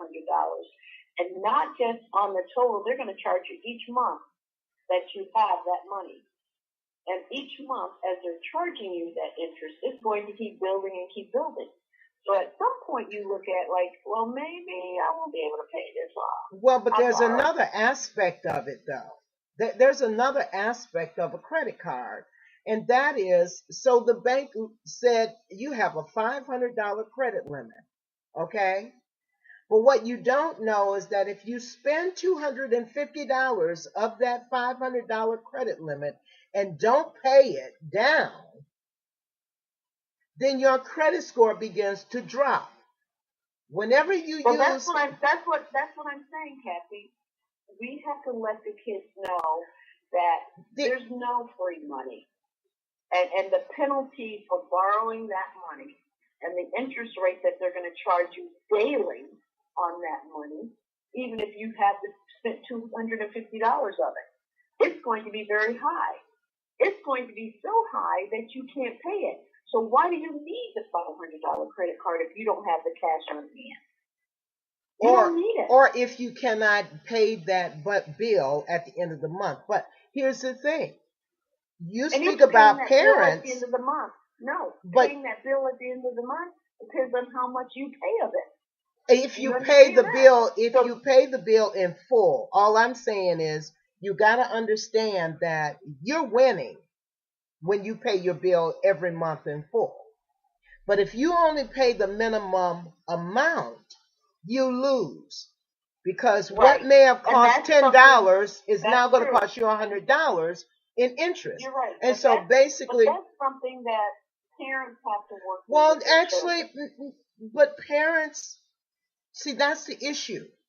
Parents don't even understand this. And I know this only because of being in the mortgage industry and having seen so many people's credit and having to teach people how to literally use credit to their advantage versus being so caught up that they lose and they become a slave to the credit lenders. So that's one of the main reasons why I say that, but this is one of the main reasons why I say there are other things outside of verbs and nouns, or Columbus discovering America, or certain other things. Those things are, they are important because you need to know how to communicate and you need to know how to use your words. If you got to write a note or whatever, you need to know how to write a sentence or to write a letter, for that matter. I think history, language, reading, writing, and math, and history is very important. And I think we need to learn about the makeup of our country. There are corrections being made to that historical part of it, and we are moving forward with those new corrections. And as far as high school kids getting out of high school and being able to know about currency, being able to know about their credits, I think that's also important. And we just have to keep working with students and keep talking. And you're going to have to keep talking with people who have grown up trying to buy homes in the mortgage business. We're just going to have to keep talking to them and helping them to realize that they need to make a correction. And hopefully, after talking with them and after things work out with them, they'll understand that it's very, very important. Just the other day at this house, we had our boys take a look at their credit score. And they had never done that before, so they took a look at that to see where they were. And there's a scale out there they were looking at it to see where they were very good or the excellent range. So it was good for them to see that and see what it meant to keep it there and to maintain that and how. But the issue is not so much seeing your credit score and then understanding that there are two different scales in which they judge credit on, but getting away from the deepness of it. The fact is that, they need to know what their credit score is, and they need to know how that score go up and what makes that score come down. And there are different variables that I just think should be taught in school. And that's just my thinking. But anyways, I just got to tell you that I so appreciate you being on the show today. We've gotten into a groove, and we've gone. I've gone over in time, but because I know you got some other things that you're probably doing this evening, as you said to me.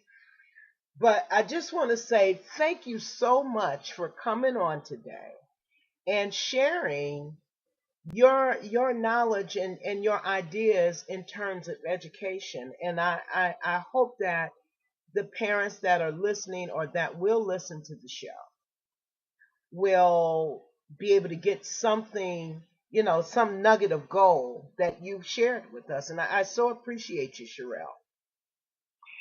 Well, here, one thing I'll leave you with. When we know better how to do things, we do better with things, okay? So when we learn new things, we use those new things, and we make life a little bit better for everybody. And remember, it's all about the happiness. It's all about the motivation, the encouragement, and the drive. And it's going to be a little hard work along the way that makes everything better. Yeah, well, that's growth. That's growth. That's right. So thank you for having me on, and we'll keep in touch. Okay, and enjoy the rest of your evening.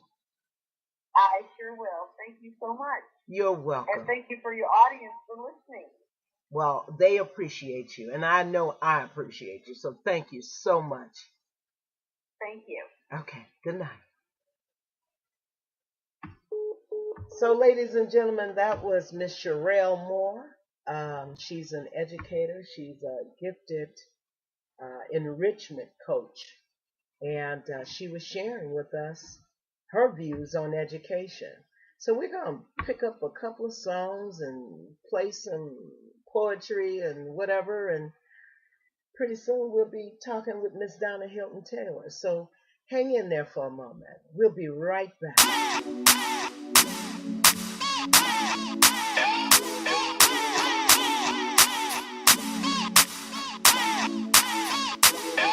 First they hate you, then they love you. First they hate you, then they love you. First they hate you, then they love you, for sure. No doubt, they love you when they see you got potential when you roll out. Hustle till it's all out, bundle when it's cold out. And watch your every move, yeah, they plotting when you ball out. They see you getting money and you eating, they wanna play. Dog eat dog out here, bro, you kinda bait. Getting cheese all over, I'm kinda cake. Just got me a new chick, time to skate. I asked if I was to go, would she remember me? Got a lot of class, but we lack a lot of chemistry. On to the previous bye. See ya. All said and done, it was a pleasure to meet you. When it's all said and done, I will be number one. You'll see, you will remember my name. Don't count me out, I'm here to stay. Before you know, I'll change the game. You'll see, you will remember my name. It's the real shorty. I know you gotta feel me. I asked him for a deal, said if you can make us a Billy. Been running this here, I got a cramp in my Achilles. Said you only get one shot, I took 950. It's some of my AI, put on for the city, and I gave them all I can. If you fall off, they say bye. You know I'm a ball overseeing all the downers. Looking through the game, all I see is real around us. Yeah. I'm just praying that they notice me. No eviction, how to deal with all this fiction. Yeah. How to deal with all this tension when they quick to switch up on ya. When it's all said and done, I will be number one. You'll see, you will remember my name. Don't count me out, I'm here to stay. Before you know, I'll change the game. You'll see, you will remember my name. I will not cry, no, I will not die. No, I will not stop till they remember me. I will not cry, no, I will not die. No, I will not stop till they remember me. Oh, oh, oh, oh, oh, oh, oh. When it's all said and done, I will be number one. You'll see, you will remember my name. Don't count me out, I'm here to stay. Before you know, I'll change the game. You'll see, you will remember my name.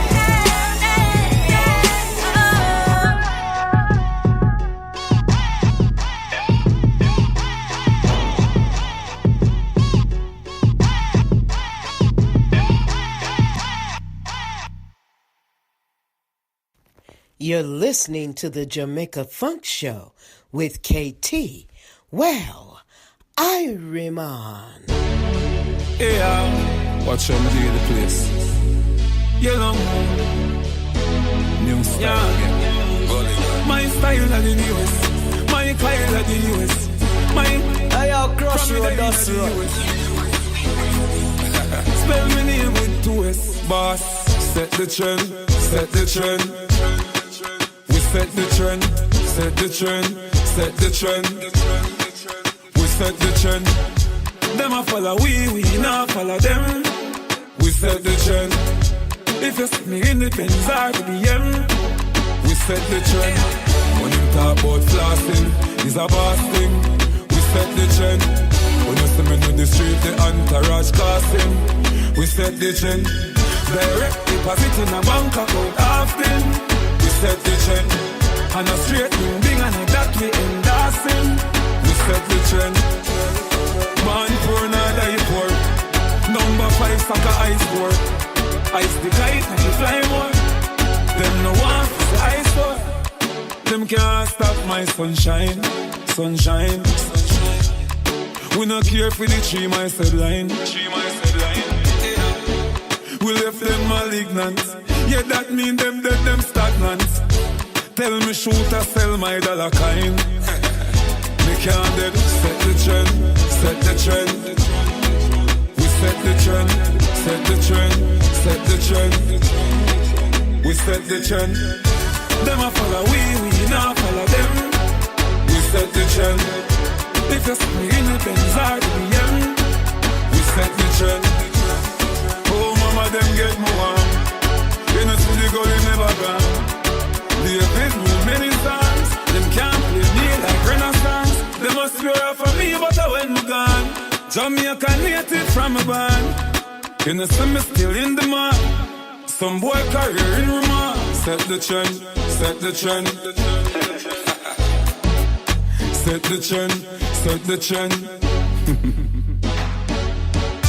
Them a follow we not follow them. We set the trend. When you see the gully in the Benz or the end, we set the trend. After Johnson, we set the trend. Yeah. Sunshine, we set the trend. Yellow moon, oh no no, no no, no. Well, set the trend, set the trend. Castro, set the trend, set the trend.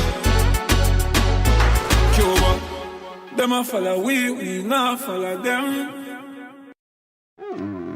Big yard. Livingston, chop. All right, rap. Chicago. Shaggy. Midnight lover. Let them know. Scorpion at it. Make them know that. So what? Sexy body girl worldwide. Sexy body girl from New York, hear me now. Sexy body girl from London, hear me now. Sexy body girl from Jamaica, hear me now. That if the sexy worldwide in the top, yeah. Sexy body girl from New York, hear me now. Sexy body girl from London, hear me now. Sexy body girl from Jamaica, hear me now. That if the sexy worldwide in the top. First of all, I love the way how you flow. The wiggle and the jiggle and the way you a glow. Perfection of your body from your head to your toe. Oh no, me a feel me and babble wow. To me a be a double G, me a feel bark. Description of your body from the way man a talk. Well, woman from your good, you know say man a go shark. You better careful, girl, how you walk. Sexy body girl from New York, hear me now. Sexy body girl from London, hear me now. Sexy body girl from Jamaica, hear me now. Girl, if you sexy body, you talk. Sexy body girl from New York, hear me now. Sexy body girl from Jamaica, hear me now. Sexy body girl from London, hear me now. Girl, if you sexy body, you talk. Now fi talk about the one named Sandra.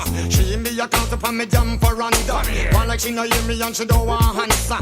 Not true she say me a big romancer. That feel away girl so I stay. And when they come to woman Rasta know me no play. Me have to love them up for me say night and day.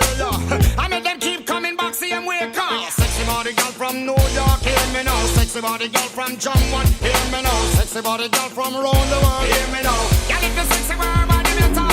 Sexy body girl from Boya, hear me now. Sexy body girl from Jamaica, hear me now. Sexy body girl from London, hear me now. Girl, if you sexy world, why you not talk well? Move your body and roll, yes me girl. You get me out of control, yes me girl. Can you not trouble a soul, yes me girl. Now Mr. Lava make you jump and roll.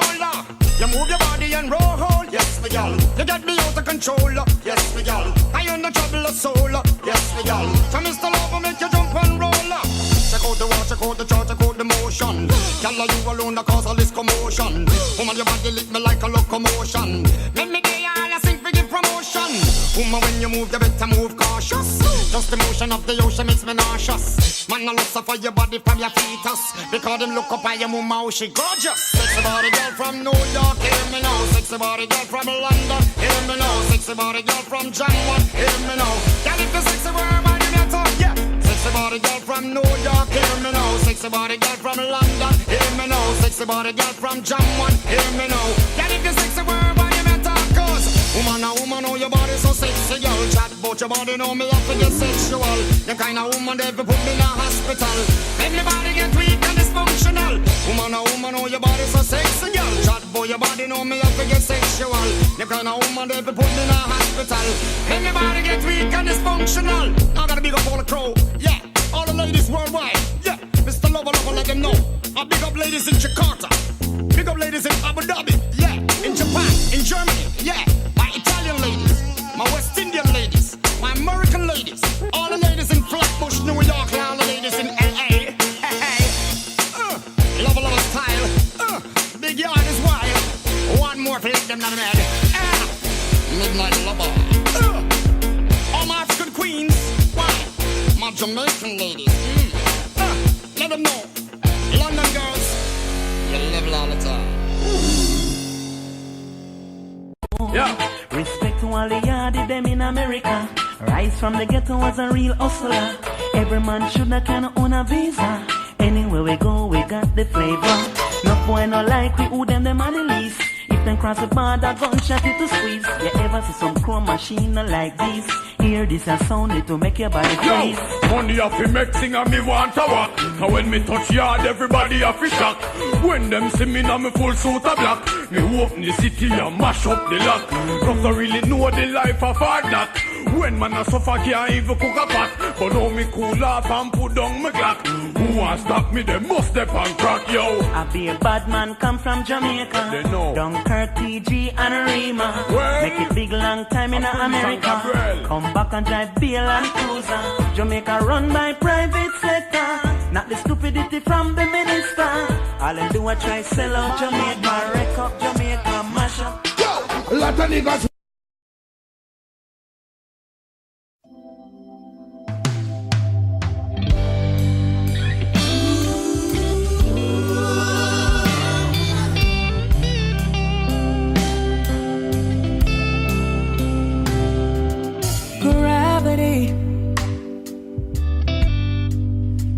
Working against me, and gravity, yeah, wants to bring me down. Oh, I'll never know what makes this man with all the love that his heart can stand. Dream of ways to throw it all away. Oh, gravity is working against me. Yeah, gravity wants to bring me down. No. Oh, twice as much ain't twice as good, and can't sustain like one half could. It's wanting more. It's gonna send me to my knees.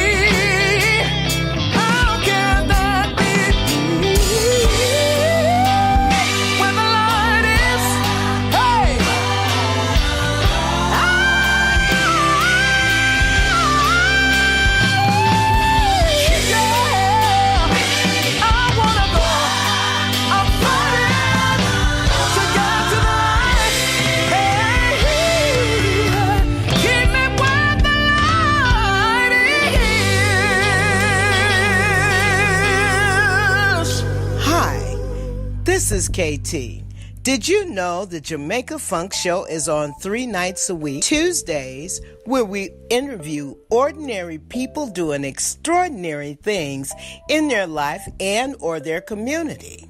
And Wednesdays for Black History Wednesday, where we share an extraordinary story of a person of color's life. And on Thursdays for Reggae Dance Hall Party with a Touch of Soul, So listen in on our new hours from 7 p.m. until 10 p.m. Central Standard Time on Spreaker.com and search Jamaica Funk Show. Or download the iHeartRadio app to your mobile device and search Jamaica Funk Show. Well, Iriman. Children, they grow up, you know. They don't always become what we want them to be, but they're always our babies. One day, they're all screaming and yelling and running around with their runny noses because they won't keep on their socks on the drafty floor, pinching and punching and squealing high-pitched tones of joy, sorrow, pain, excitement, as they putter about the house, breaking things, touching things, exploring things, making things out of nothing. One day, they won't be so small. One day, they won't be in the house all day. They'll go off to school and make friends and enemies and form attachments. They'll discover a life away from home that will be so exciting and wondrous at the same time. They'll come home at the end of each of their days with stories to tell. Some will be secret. They won't tell even their closest friend, sister, or brother. But the adventures they will have will take place away from us. And they will grow up, and they will cherish them because as they grow older, they will need us less and less. But for right now, they do. They need us to wake them in the morning for school, to make them breakfast and remind them about their homework and chores and those responsibilities that will mold them into adults. They will argue and pout and scream and yell, but for different reasons now. Because they will want to hold on to being a child. And they will long for the day that they can be an adult. And they will be confused, frustrated, happy, depressed, and excited. And we will want them to grow up and still be our children. We will want them to want us more in that day and really just be so happy when they don't. They will leave the house one day. And they won't return. Not as children anymore. They will go to school and make friends and enemies and form attachments. And they will have experiences in the world that are wondrous and exciting and secretive. And they will have stories to tell. Some they won't share with their closest friend, sister, or brother. They will come to us. And they will listen. And we will wish that they were our babies again. For that just brief moment. And then they will leave the house.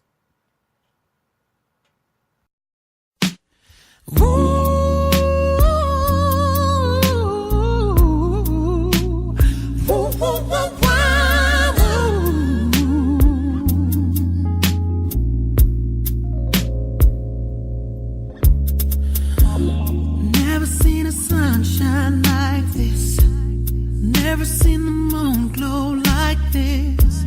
Never seen the waterfalls like this. Never seen the lights off like this. Never dug anyone like this. Never had tasty lips to kiss. Never had someone to miss. Never heard a song quite like this. Fortunate to have you, girl. I'm so glad you're in my world. Just as sure as the sky is blue, I'm blessed the day that I found you. Never had room service all night. Never took a first class flight. Never had a love affair so tight. I never felt the feeling so right. Never seen a winter so white. Never had words to recite. Never had a flame to ignite. And I never sang a song with all my might. Fortunate to have you, girl. I'm so glad you're in my world.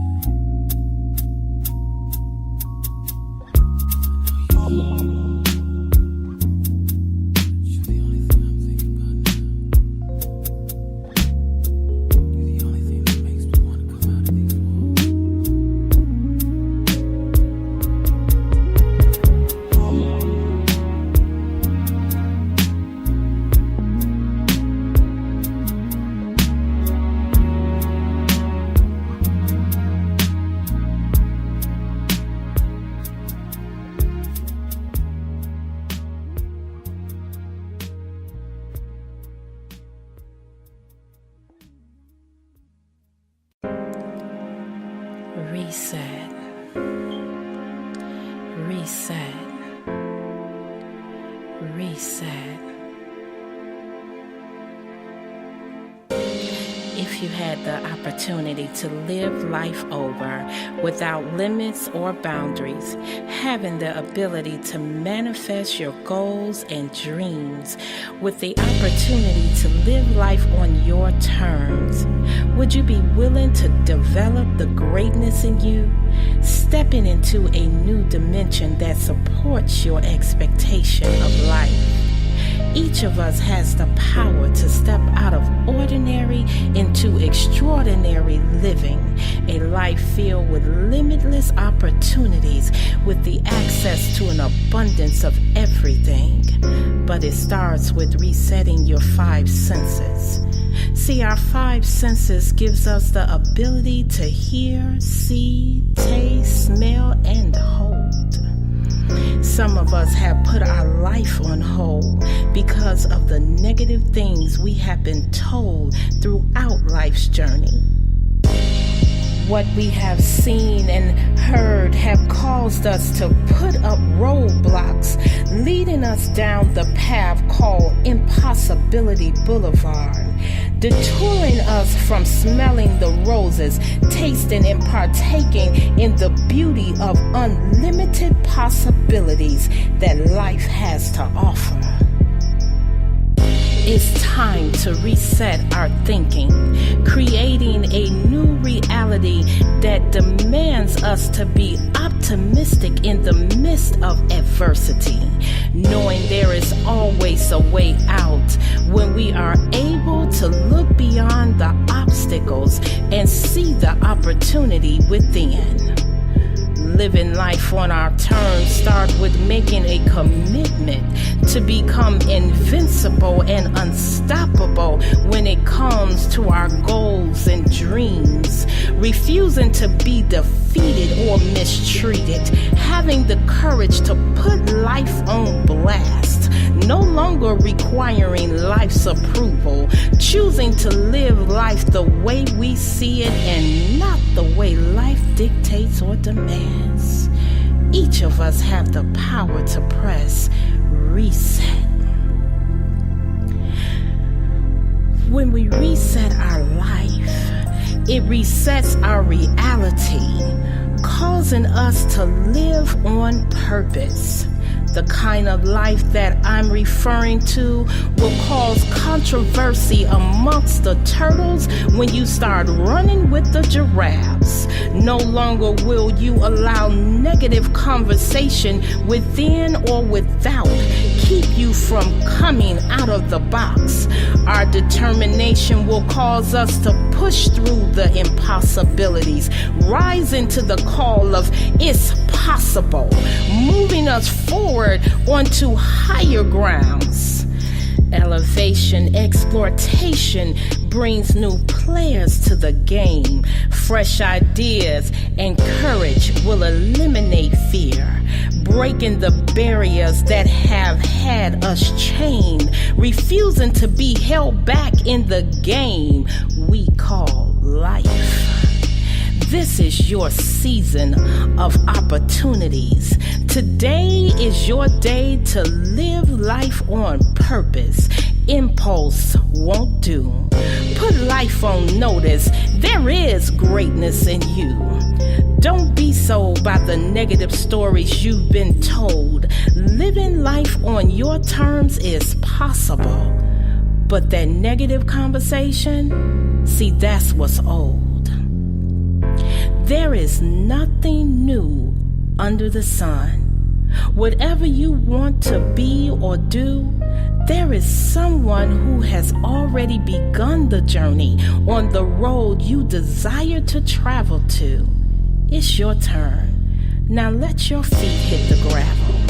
When you live on purpose, it demolishes the thoughts of it's impossible, enlarging your horizon and opening the doors to unlimited opportunities, moving you beyond involvement into commitment. See, the pig was always committed, whereas the chicken only got involved. If you are ready for a revolution to take place in your life, then now is the time for you to become bold, ambitious, and radical. You have the potential to live an extraordinary life. Your goals and dreams are dependent on you to free them from within so they can rock the world and blow minds across the globe, opening new doors and giving opportunity to those that have been sold on it's impossible to live your dreams. The world will see your story alone, that ambition is the vehicle that awakens dreams. Being radical makes us be determined to see the possibilities in the negative advertisement. And potential declares, I have what it takes to manifest my goals and dreams. If I have to retrain and refuel to be able to endure the journey, I am determined to deliver what I came to earth to give. I suggest that you start today by building a team of people, starting with yourself, that is willing to motivate and inspire you. When times get rough, encourage yourself to continue moving forward, staying committed to the journey, knowing if you believe in your dreams and can see them, have faith, you will definitely achieve them. Each of us has dreams that are worth living. The people that are living their dreams refuse to allow the gravity of negativity to pull them down, nor are they waiting for greatness to be created or show up on their doorstep. They understand that greatness is not created, nor is it discovered. It is awakened and developed from within. This is your time to shine and your season for greatness. Are you ready to awaken and develop the greatness in you? You know what you got to do. Press reset.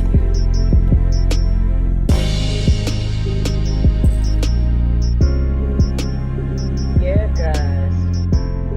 You know, I just believe that I look at the education system and I look at, you know, how it is based, how kids go to school to compete, as as Prince EA was saying.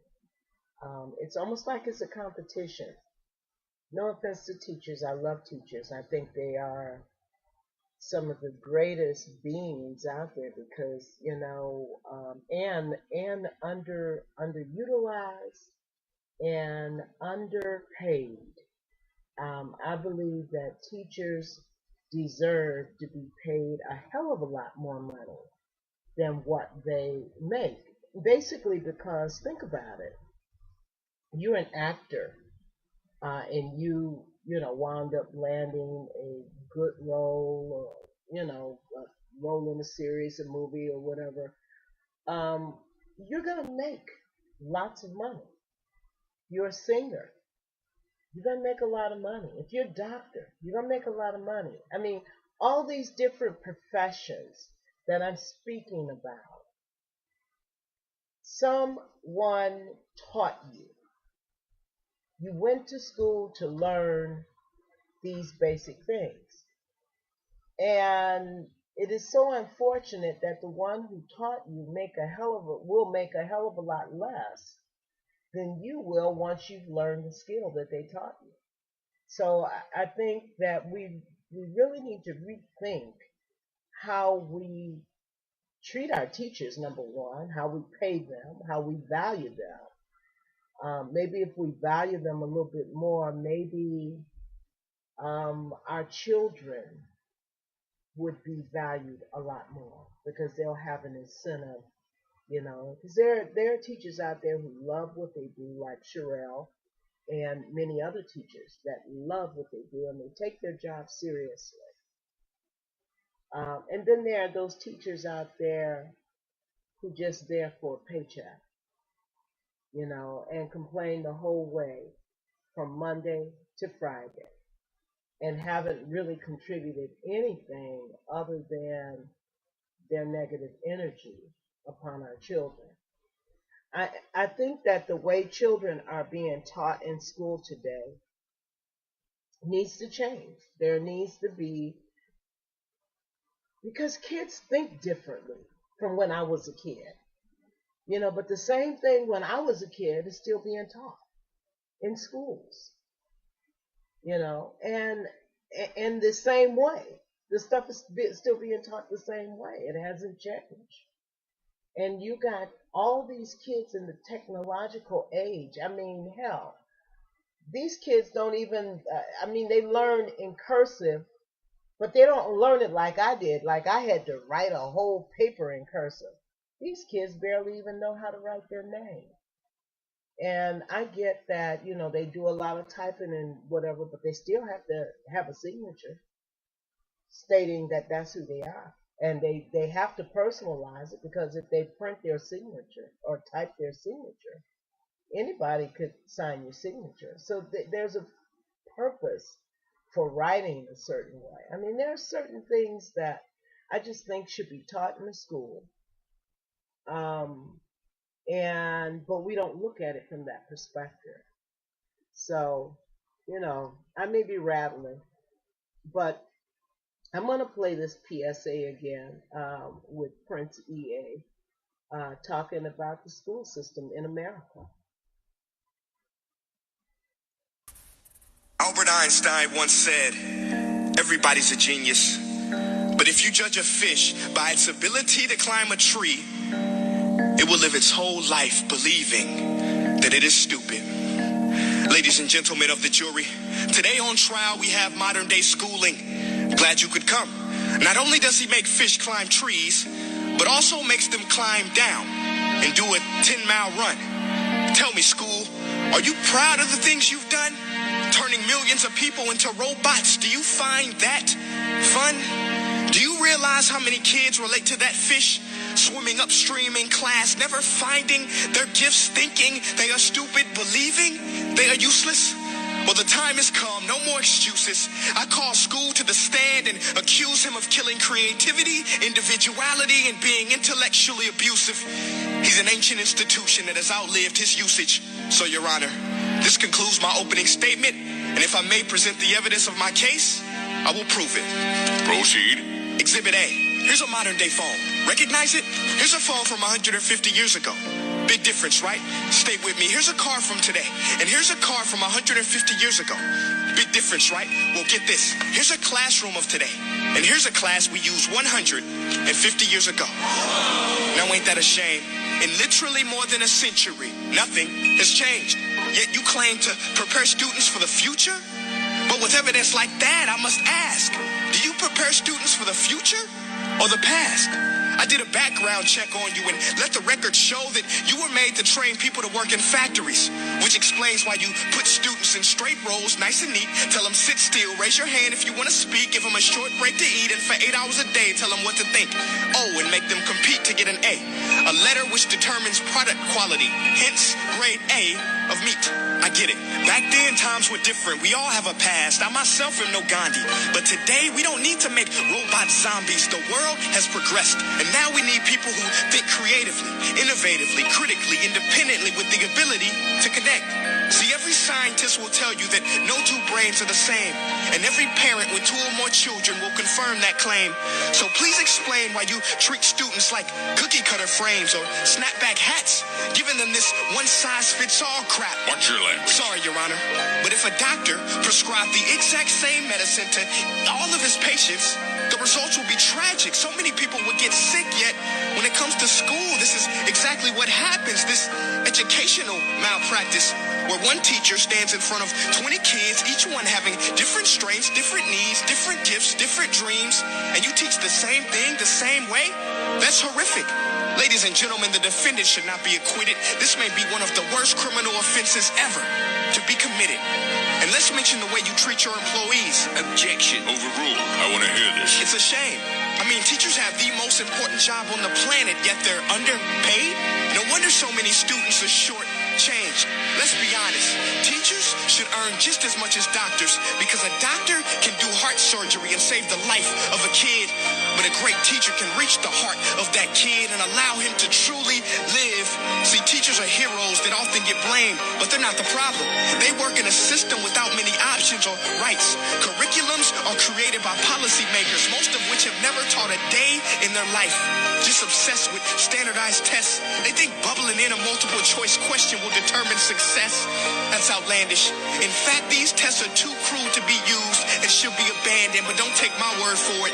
Take Frederick J. Kelly, the man who invented standardized testing, who said, and I quote, "These tests are too cruel to be used and should be abandoned." Ladies and gentlemen of the jury, if we continue down this road, the results will be lethal.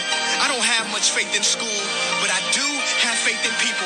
And if we can customize healthcare, cars, and Facebook pages, then it is our duty to do the same for education, to upgrade it, change it, do away with school spirit, because that's useless unless we're working to bring the spirit out of each and every student. That should be our task.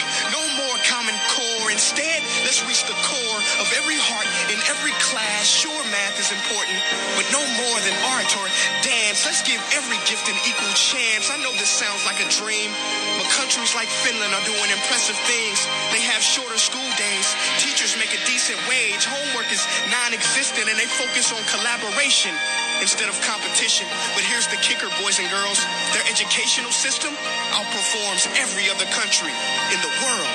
Other places like Singapore are succeeding rapidly. Schools like Montessori, programs like Khan Academy, there is no single solution. But let's get moving, because while students may be 20% of our population, they are 100% of our future. So let's attend to their dreams, and there's no telling what we can achieve. This is a world in which I believe, a world where fish are no longer forced to climb trees. I'll rest my case.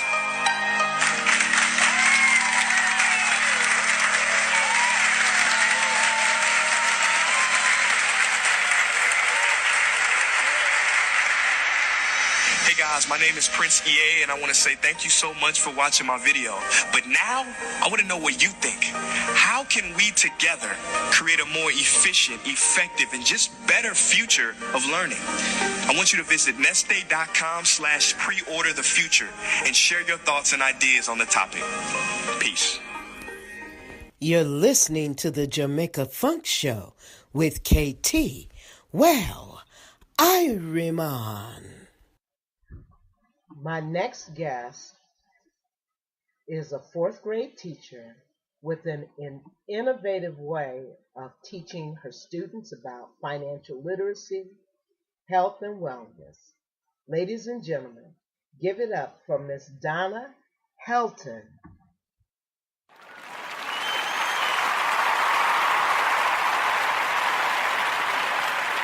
Hey, Donna. Hi, Casey. Good evening. Thank you so much for having me on your show. This is exciting to talk about education. What a great platform.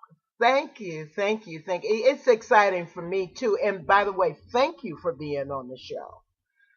Very welcome. I believe that education is a very crucial component of our lives as children and as adults.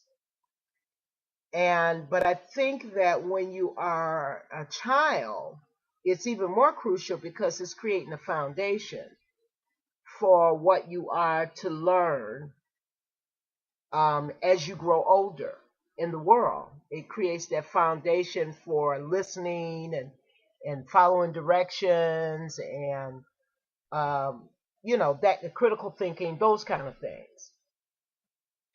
And I've been looking at the model education as we know it today that has been around for a long, long, long, long time. The model actually hasn't really changed.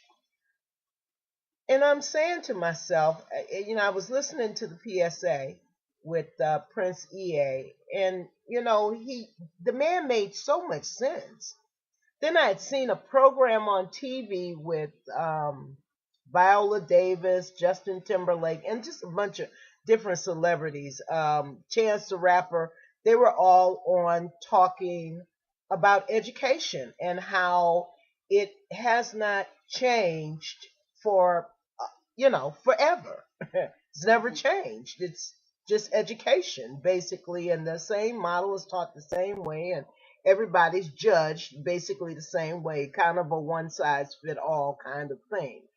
Even though, we're told that it's really not a one-size-fit-all. But to me, it's kind of like that. Because, if you're very smart, then you get rewarded. If you're not so smart about certain things that you're being taught, then you're punished, so to speak. And so I notice that you have a very, very innovative way of teaching your students and teaching them skills that they're going to need when they get out in the world today, such as financial literacy and health and wellness. Mm-hmm. Now, what promoted you to want to teach those subjects to your students? Good question. One day, I believe we were reading articles from Time for Kids, and actually Time for Kids magazine is an excellent resource to teach current events and real-world tangible topics for students of all ages. So I've enjoyed that particular resource in the classroom. So they started an insert dealing with financial literacy standards. Now, there are standards, not necessarily that we're required to teach, because there isn't always time in the day. But I found value in them, so I made time to teach financial literacy standards. And the kids just enjoyed it. They just learned. They love to learn about stocks and bonds and saving and how to spend money and about our economy. And those are real life skills. Yeah. Skills and knowledge that they can take into adulthood with them. I mean, would you agree that most of us did not learn how to write a check or how to balance our accounts or anything about credit versus cash until we were in college? Well, hell, I learned a little bit more than the average kid because my parents were entrepreneurs. Okay. And we had to work in the business. We had to work in the store. And so that meant that we had to take money. So we had to understand it a little bit better than the average kid had to, because we had to actually work with it. Okay. But the thing is, what I didn't know about until I got involved in mortgages years ago was I didn't know about credit. I didn't understand how that game worked. And it really is a game, and they make us all play it. They just don't tell us all the rules that governs it. So you cannot successfully play a game when you don't know the rules. Right. Because a person can change them on you at any time. There's so many things that can happen. And so when I got into the mortgage industry, I learned what the rules were.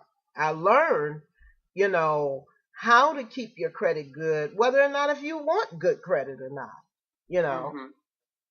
I had to learn those things. So I find what you're doing in terms of teaching the kids about money, how to write a check, how to balance a checkbook, that's something simple that, you know, our parents didn't teach us how to balance a checkbook. I just figured it out when I got my first my first checking account, because I was definitely well out of my parents' house by the time it came time to write checks.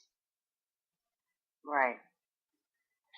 So I think financial literacy in the early stages, like you said, will help someone get further along when they become adults.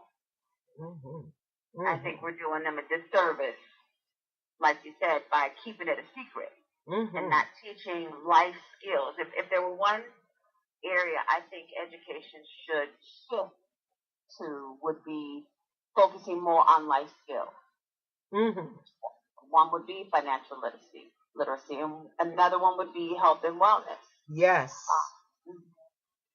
Teaching more about why we eat and what we eat. I'm surprised when I talk to fourth graders and their parents don't really take them shopping. They've never heard of Brussels sprouts, or they've never heard of pumpernickel bread. I mean, basic things like that parents can just do in their everyday life.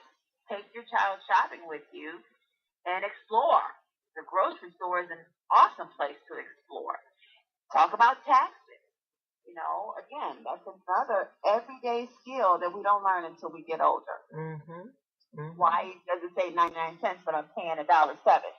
So there's another opportunity where parents can become their first educator as well, and take them shopping with you and talk about the receipt and the taxes and the real cost of everyday living. Yeah, You know, and especially cash versus credit, because there is a big difference between both. Cash, you're paying $5 for something that costs $5. Credit, on the other hand, unless you pay your credit card off every month, right, if you're only paying the minimum amount, you're paying more, way more than $5 for that item. You know, and they don't understand that. And then we begin to value money better. Yeah. You know, if we build, if you understand it, right, then we can value it. You know, we would find the value in income, in saving, and building for retirement. And I remember we used to be told to delay gratification. You know, if you can't afford it now, most people just put it on credit. But technically, if you can't afford it now, you're supposed to save up for it and delay gratification. You can't afford it. If you can't pay cash for it, then you can't have it. You know, credit is supposed to be, like you said, use it and pay it right off. The majority of consumers aren't doing that. Well, they don't understand why, though. They don't understand. You know, the average consumer gets their first credit card when they go to college or when they get their first job. You know, and they turn 18. I shouldn't say first job, but you know, when they get a job when they're 18. But they send you out all these pamphlets, and there's a whole lot of little bitty writing that 8 out of 10 people never read. Right. Exactly. But what they do read is where it says your limit is $300, or your limit is $1,500, or your limit is $5,000. They read that. Now, nobody sits them down when they're giving them this credit card and said, listen, I want you to understand that if you spend this much money, it's going to affect your credit. Right. So, if you're going to spend this much money, be able to pay it down to this level so that you'll keep credit. Your credit will be active, so lenders will loan you stuff because you got trade lines that are active trade lines. However, you're not over the 50% threshold where it will cause your credit to drop, because you're paying it either off or paying it down substantially. I think if more people learn that, I think the bankruptcies and the debts and the foreclosures and a lot of things that people go through, they wouldn't be going through it. They wouldn't be dealing with all of that. And it's basically because of financial illiteracy. Right, when you can only teach what you know. So that way, if it was more valued in the education system, we wouldn't have to worry about, well, I didn't know it because my parents didn't know it.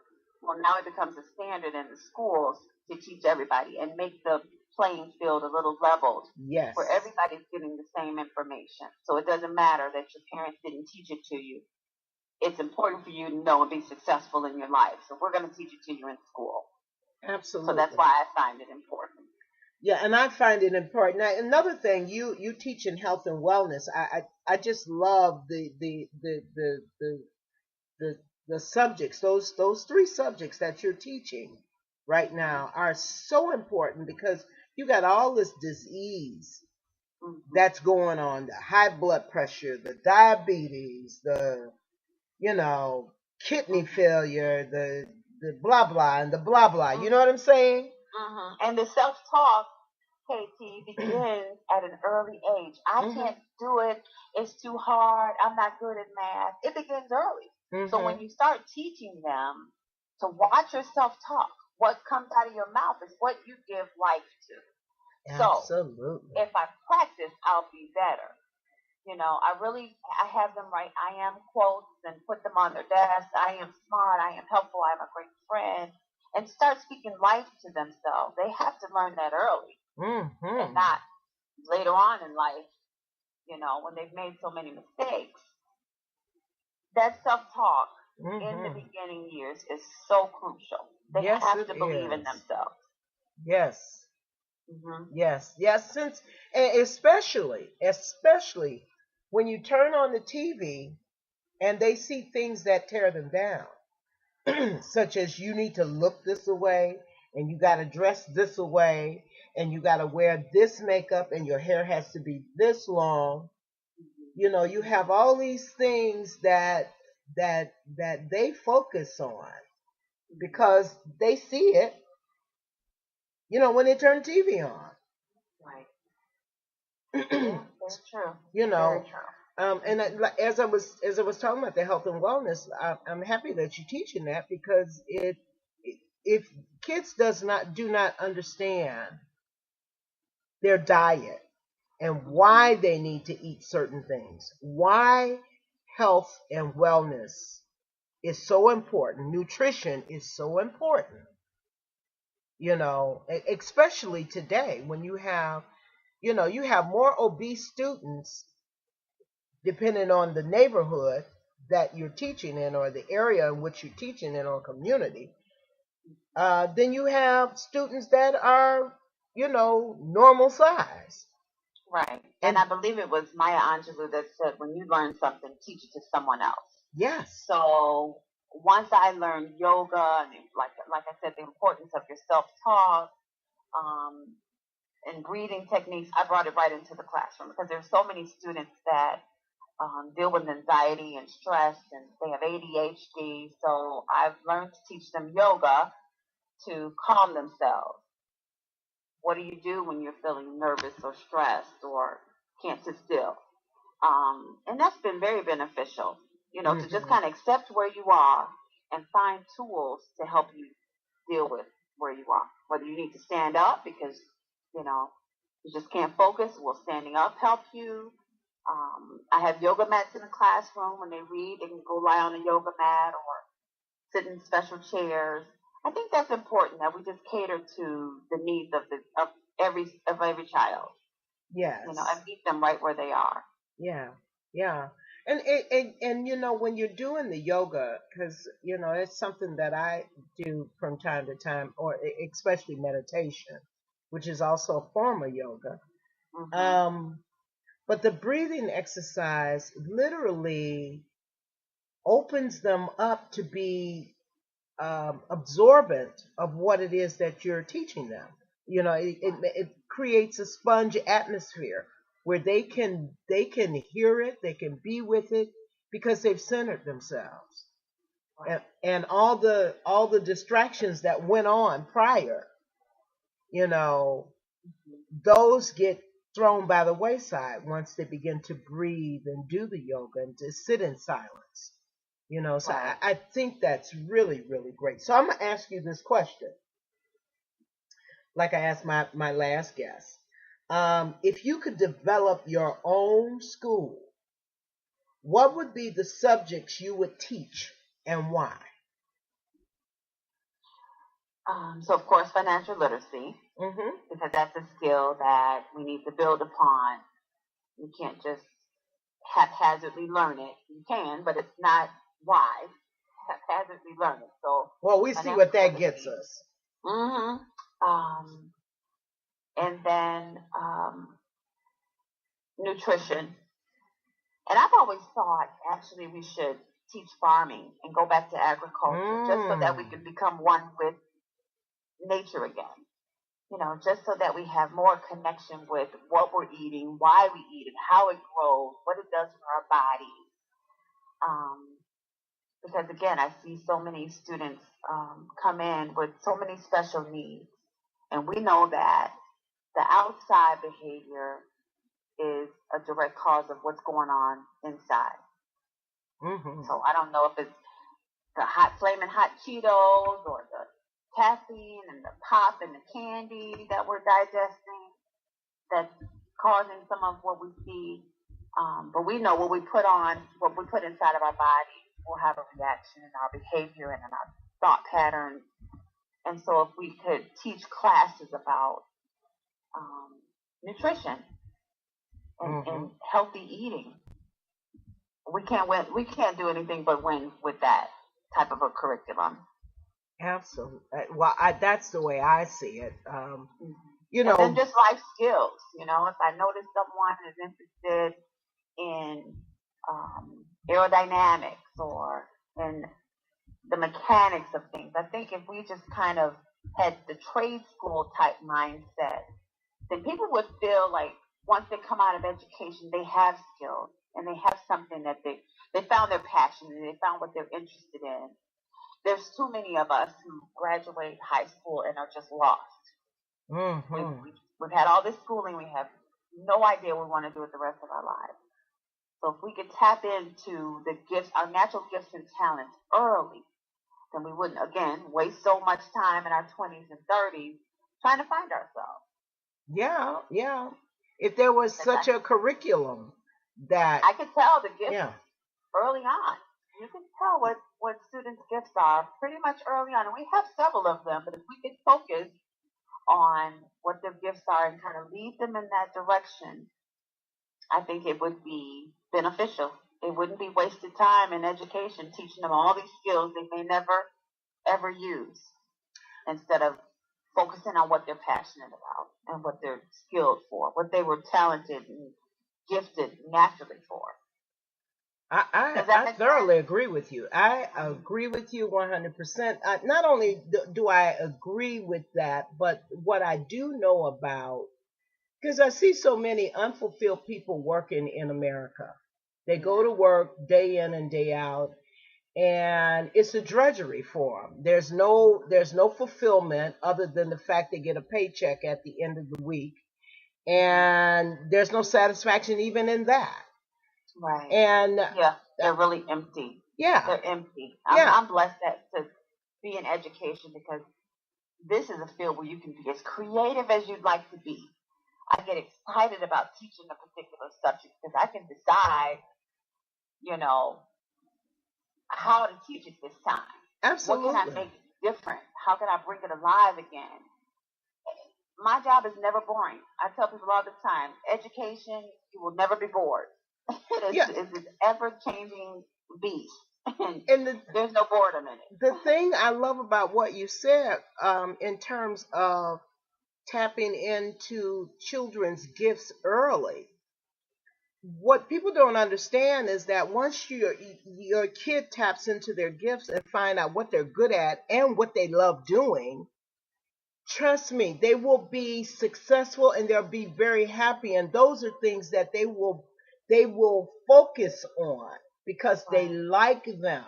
It is not it's not a chore or a punishment, but it's something that they can fall in love with because this is something that makes them smile.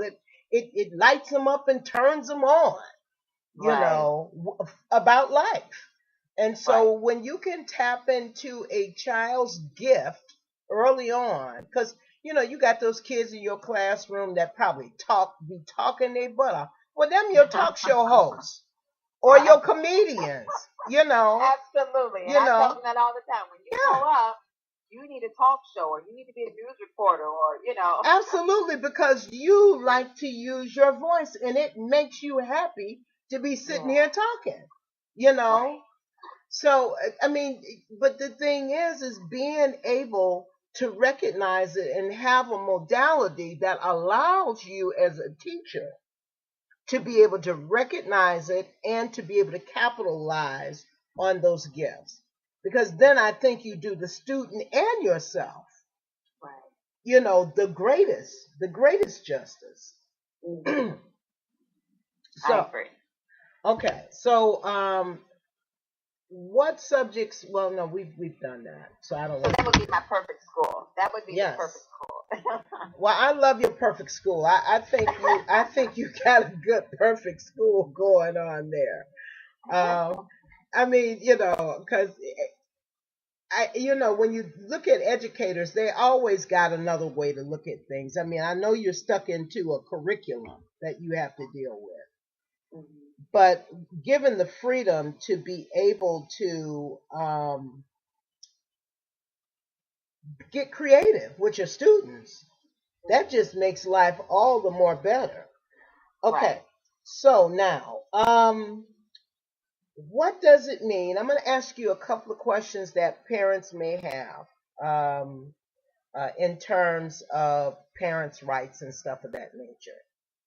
Because sometimes parents will send their kids to school and,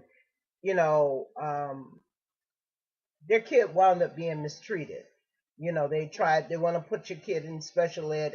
I know this is something that a lot of black parents have to deal with, especially when their children go to suburban schools, as well as inner city schools, where the school want to place your kid in special education because they say your kid has a problem, which may or may not be true. So, having said that, what are some of the rights that parents have that they may not know about that could help them in those type of situations?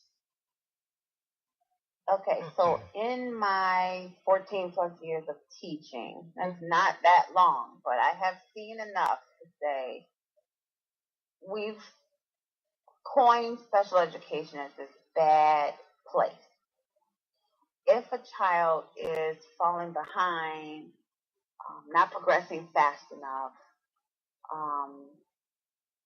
the best place for that child is to get the services that they need. Mm-hmm. So that they don't continue to fall behind. Because then their behavior worsens, their self-esteem is challenged. So many parents are reluctant to move towards the special education classroom. But do they have to be in a special education? Can't they give them help in a regular classroom setting, but give them someone to help the child while they're in the regular classroom setting? Oh, absolutely. It's really the most extreme cases that are in special education. And even those in special education come out for certain classes. They come out to the regular ed classroom and receive services with all of the other students. But they do have what we would call a paraprofessional with them. Mm-hmm. Mm-hmm. They have someone, another adult, sitting right next to them, making sure they stay on task, helping them with their work. So we've changed the face of special education over the last 10 years or so, where the push is to keep every child in the regular classroom and provide services. Maybe they get pulled out for reading help or for math help, with a resource teacher at their level. So they may be in 5th grade, but only reading at 2nd and 3rd grade level, and they get pulled out for additional support for that. Mm-hmm.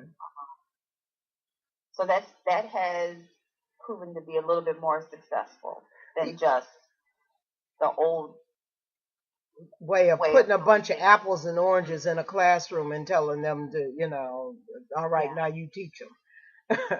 Right.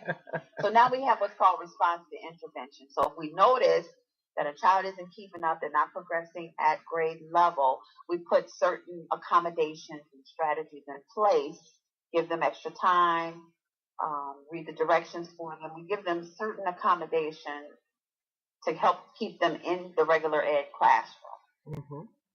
So that's what's changed over the last 10 or so years. Well, I'm happy they've changed that. I'm really happy that they've changed that, because I remember when my kids were in school, it was like the gold rush, trying to put black kids in special education, putting them in these self-contained classes and, putting a stigma on your child, because kids know when you're singling them out and making them feel different. And I don't think any kid should have to feel different when they go to school, just because they may learn a little bit different or at a slower pace than the next child. And I know that there are laws around that where or there are rights that the parents have that they can insist upon, different testing and different things when teachers want to put their children in special education. But I'm glad that it has changed from the old model that it used to be. Yes, the parents still would have to sign off and agree.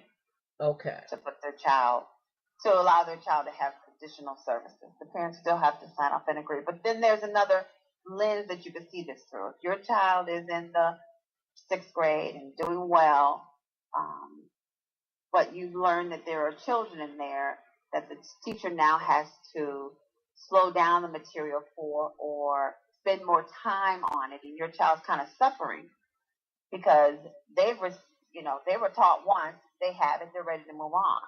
But that teacher now kind of has to adjust the pacing because not everybody's moving at the right pace. So that's where the gifted program and accelerated programs came in to address the kids that are really picking up material easy and needs to be pushed, because we're doing them a disservice as well, keeping them in the classroom and not meeting their needs.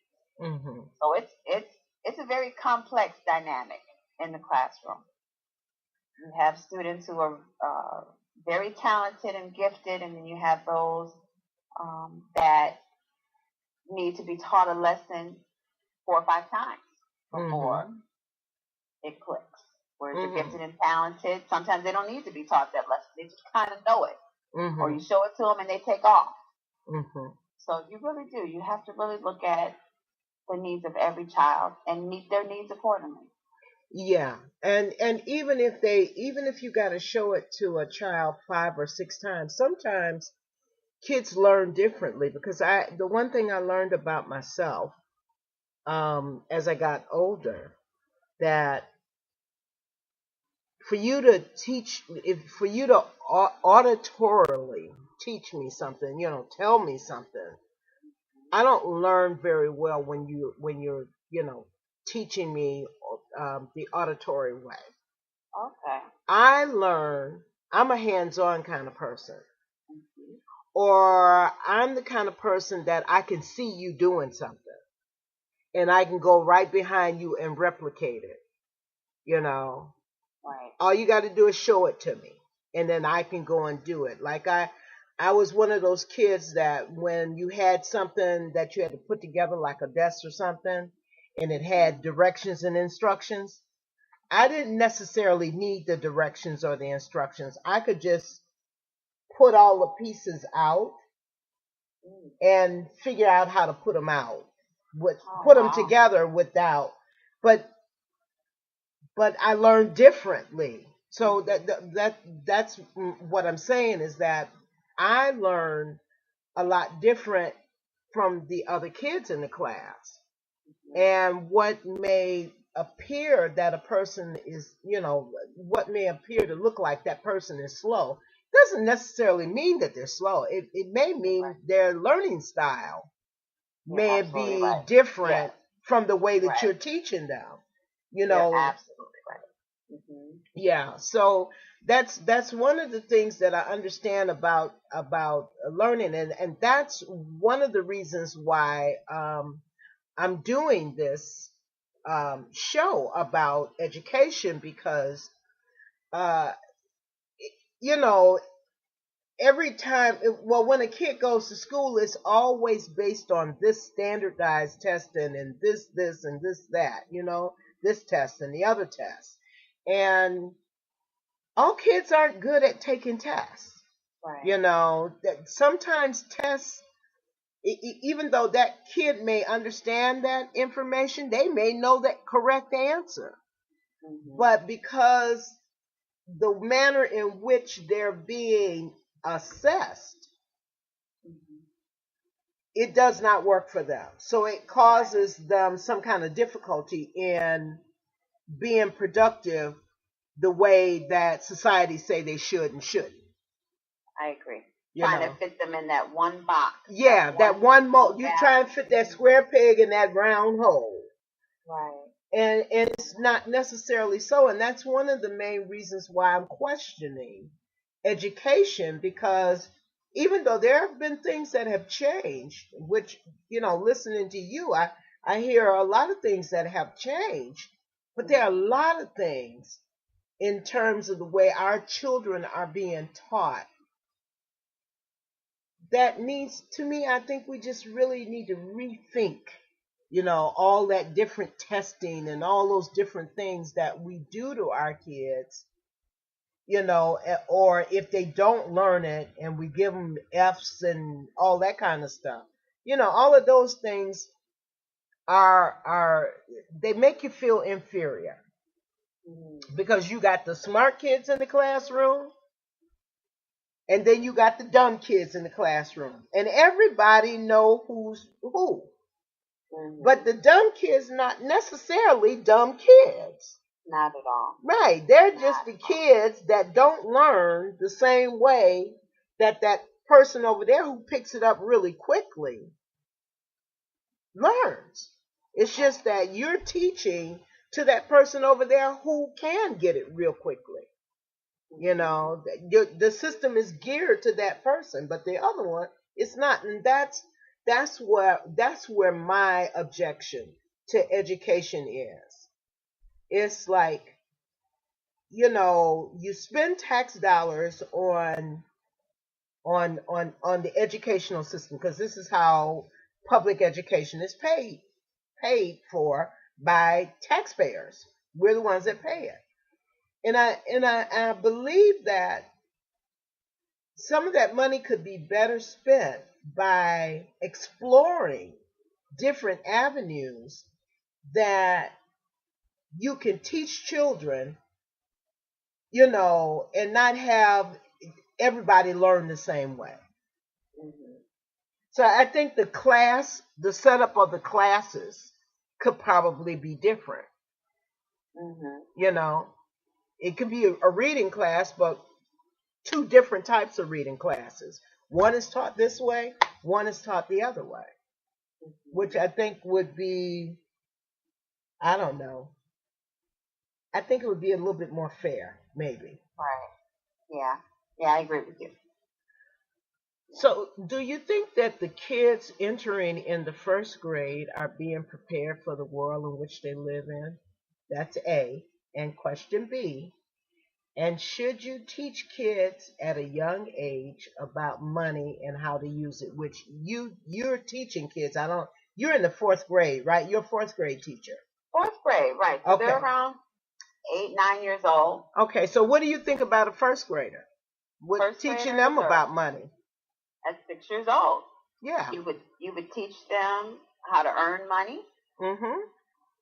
how to save money when they want something, how to save up for it. Give them a little envelope. They saw a toy at the store.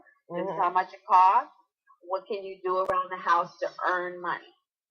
And this way, you know, I hear most people saying, children, the millennials, they just feel so privileged. They have so much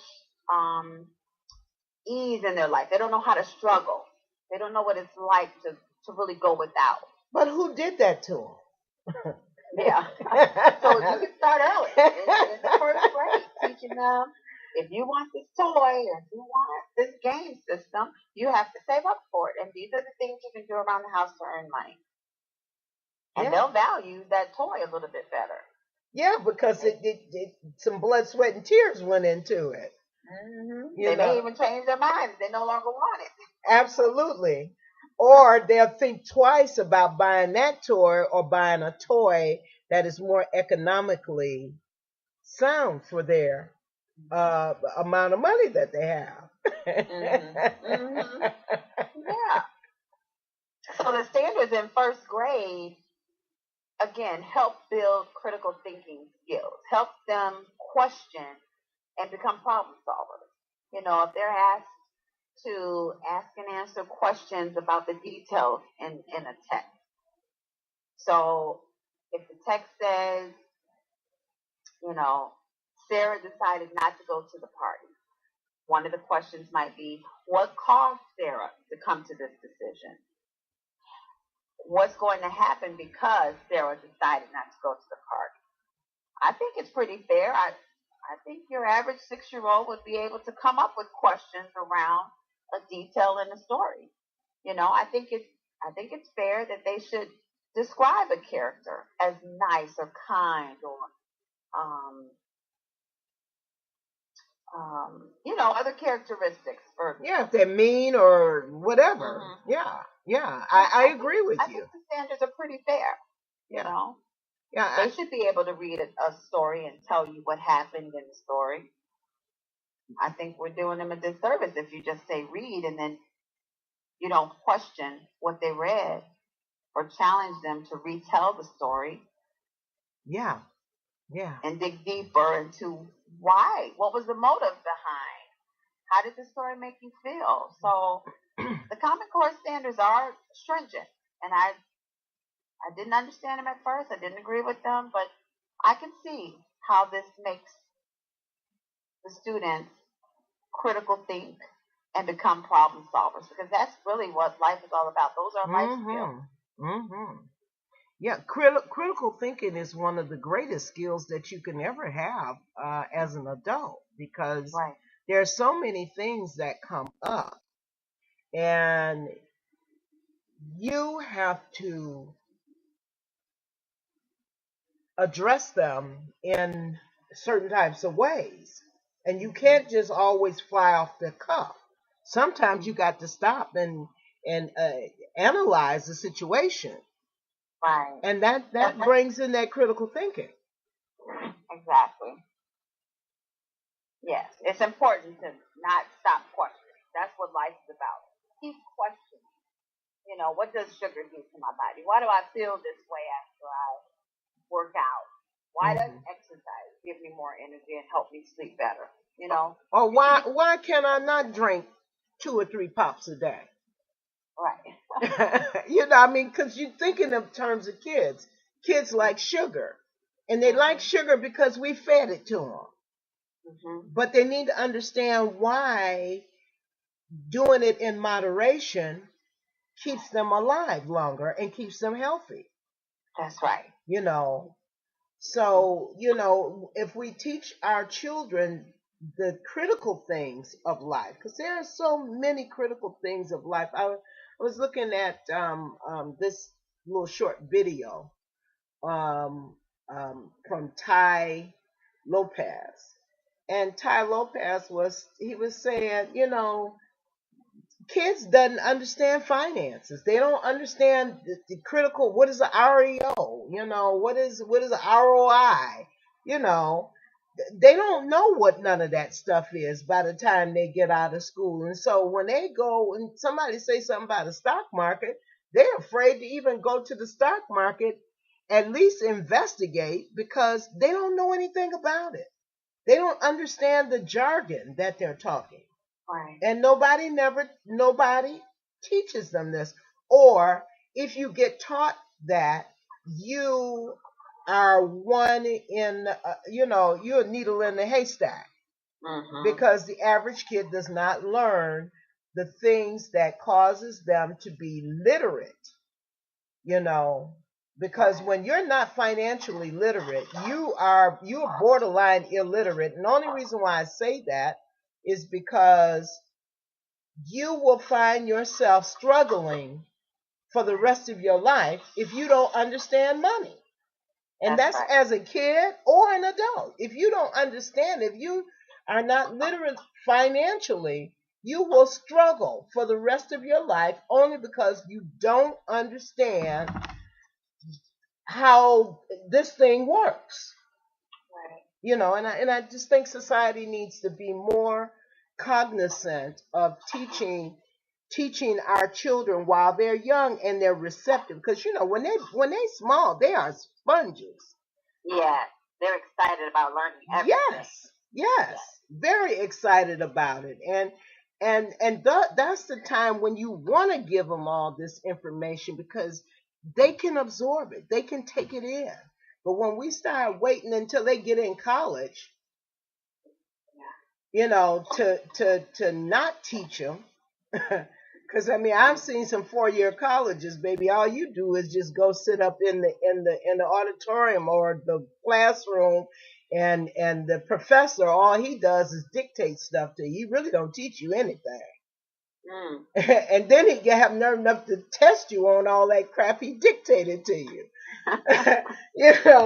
So it's like you like a fish out of water. It's like, what is this? How do I learn this? So, we have to get kids when they're younger, and teach them a lot of those things that they wound up going into the college and getting, at an earlier age while they're younger. And I think we can build a much better society, and I think our society would be more loving and less violent. I agree. People are frustrated. That's where violence comes from. People frustrated. They don't have jobs, or they're not making enough money to make ends meet. Or to feed their children. They're homeless because they can't get a job. And some of these people are highly, quote unquote, degreed. I'm not going to even say educated. I'm going to say degreed individuals who got degrees but don't have nothing to go with it. Right. So, and that's the sadness about education. And that's one of the main reasons why I'm doing this, because I want us to stop and think about education and how it supports us or how it don't support us, so we can get in gear and start to change things. Because these kids coming up today is our future. They're the ones who are going to have to take care of us. And if they dumb and stupid, now what? How much help are they going to be to us? Well, I will do my best to make sure they're not done. So listen, Donna, we have come to the end of our road. This show is almost out of time. And I just want to say thank you so much for being on the show today and sharing your wisdoms and your innovative thinking in terms of education. I really appreciate you, Donna. And thank you for the invitation. I have enjoyed my stay with you. I enjoyed our conversation. Well, that is wonderful. I'm happy that you did. So we will be in touch, and thank you so much, Donna. Okay. Thank you so much. Good night. Good night. So, guys, that was Miss Donna Helton, and I've enjoyed the show. And you know how when you enjoying the show and time just goes so quickly? Well, hey, we're going to let it go. We're going to let it flow. So I want you to understand that Without you, there would not be a Jamaica farm. So I just want to say thank you so much for joining me today. And I'll see you again tomorrow on Black. Nobody asks me about what I don't know. Ask me about how the youth flow. It's a reality show. I don't know nothing much about Beverly Hills. I don't know about working for the system. I don't know about life on Miami Beach, but know a little about the streets. Just ask me about Brooklyn. I know the ganja move in the streets, and when you're poor you can't sleep. Ask me about Brooklyn, where every day another bites the dust. Choose so much gunshot to bust. Just ask me about Jamaica, where life is getting harder. And if you ever come on, you ask me about Jamaica, where the policeman and soldier no stop charge man for murder. So nobody asks me about things that I don't know. Ask me about reality and I will show you just how the ghetto youths flow. This is real life living on a proper shore. We don't know about owning yachts and fancy cars, but where we come from, those who show off become victims. Cause in the ghetto everyone is a superstar, and everyone is back in need. Just ask me about Brooklyn. I know the ganja move in the streets, and when you're poor you can't sleep. Ask me about Brooklyn, where every day another bites the dust. Shoot so much gunshot about. Just ask me about Jamaica, where life is getting harder. And if you ever come on, you ask me about Jamaica, where the policeman and soldier no stop charge man for murder. Cause this life, it's not a pretty life. When you're living this, you get a life, up on the east side, I'll tell you this life, it's not a pretty life. When you're living this, I get a life, over on the west side. I just ask me about Brooklyn, and where the ganja move in the streets, and when you're poor you can't sleep. Ask me about Brooklyn, where every day another bites the dust. Choose so much gunshot about. Just ask me about Jamaica, where life is getting harder. And if you ever come on, ask me about Jamaica, where the policeman and soldier no stop charge man for murder. Oh, I can't tell you nothing much about Beverly Hills. I can't tell you nothing much about the system, and I can't tell you nothing much about Miami Beach, but I can tell you about the streets. I see, we can't tell you about owning yachts and fancy cars, but where we come from, those who show up become victims. But in the ghetto everyone is a superstar, and everyone is back in need. Just ask me about Brooklyn. I know the ganja move in the streets, and when you're poor you can't sleep. Ask me about Brooklyn, where every day another bites the dust. Choose so much gunshot about. Just ask me about Jamaica, where life is getting harder. And if you ever come on, you ask me about Jamaica, where the policeman and soldier no stop charge man for murder. Ask me about Brooklyn. I know the ganja move in the streets, and when you're poor you can't sleep. Ask me about Brooklyn, where every day another bites the dust. Choose so much gunshot about. Just ask me about Jamaica, where life is getting harder. And if you ever come on, you ask me about Jamaica, where the policeman and soldier no stop charge man for murder. Just another rockers moment. Bushwick, Brooklyn.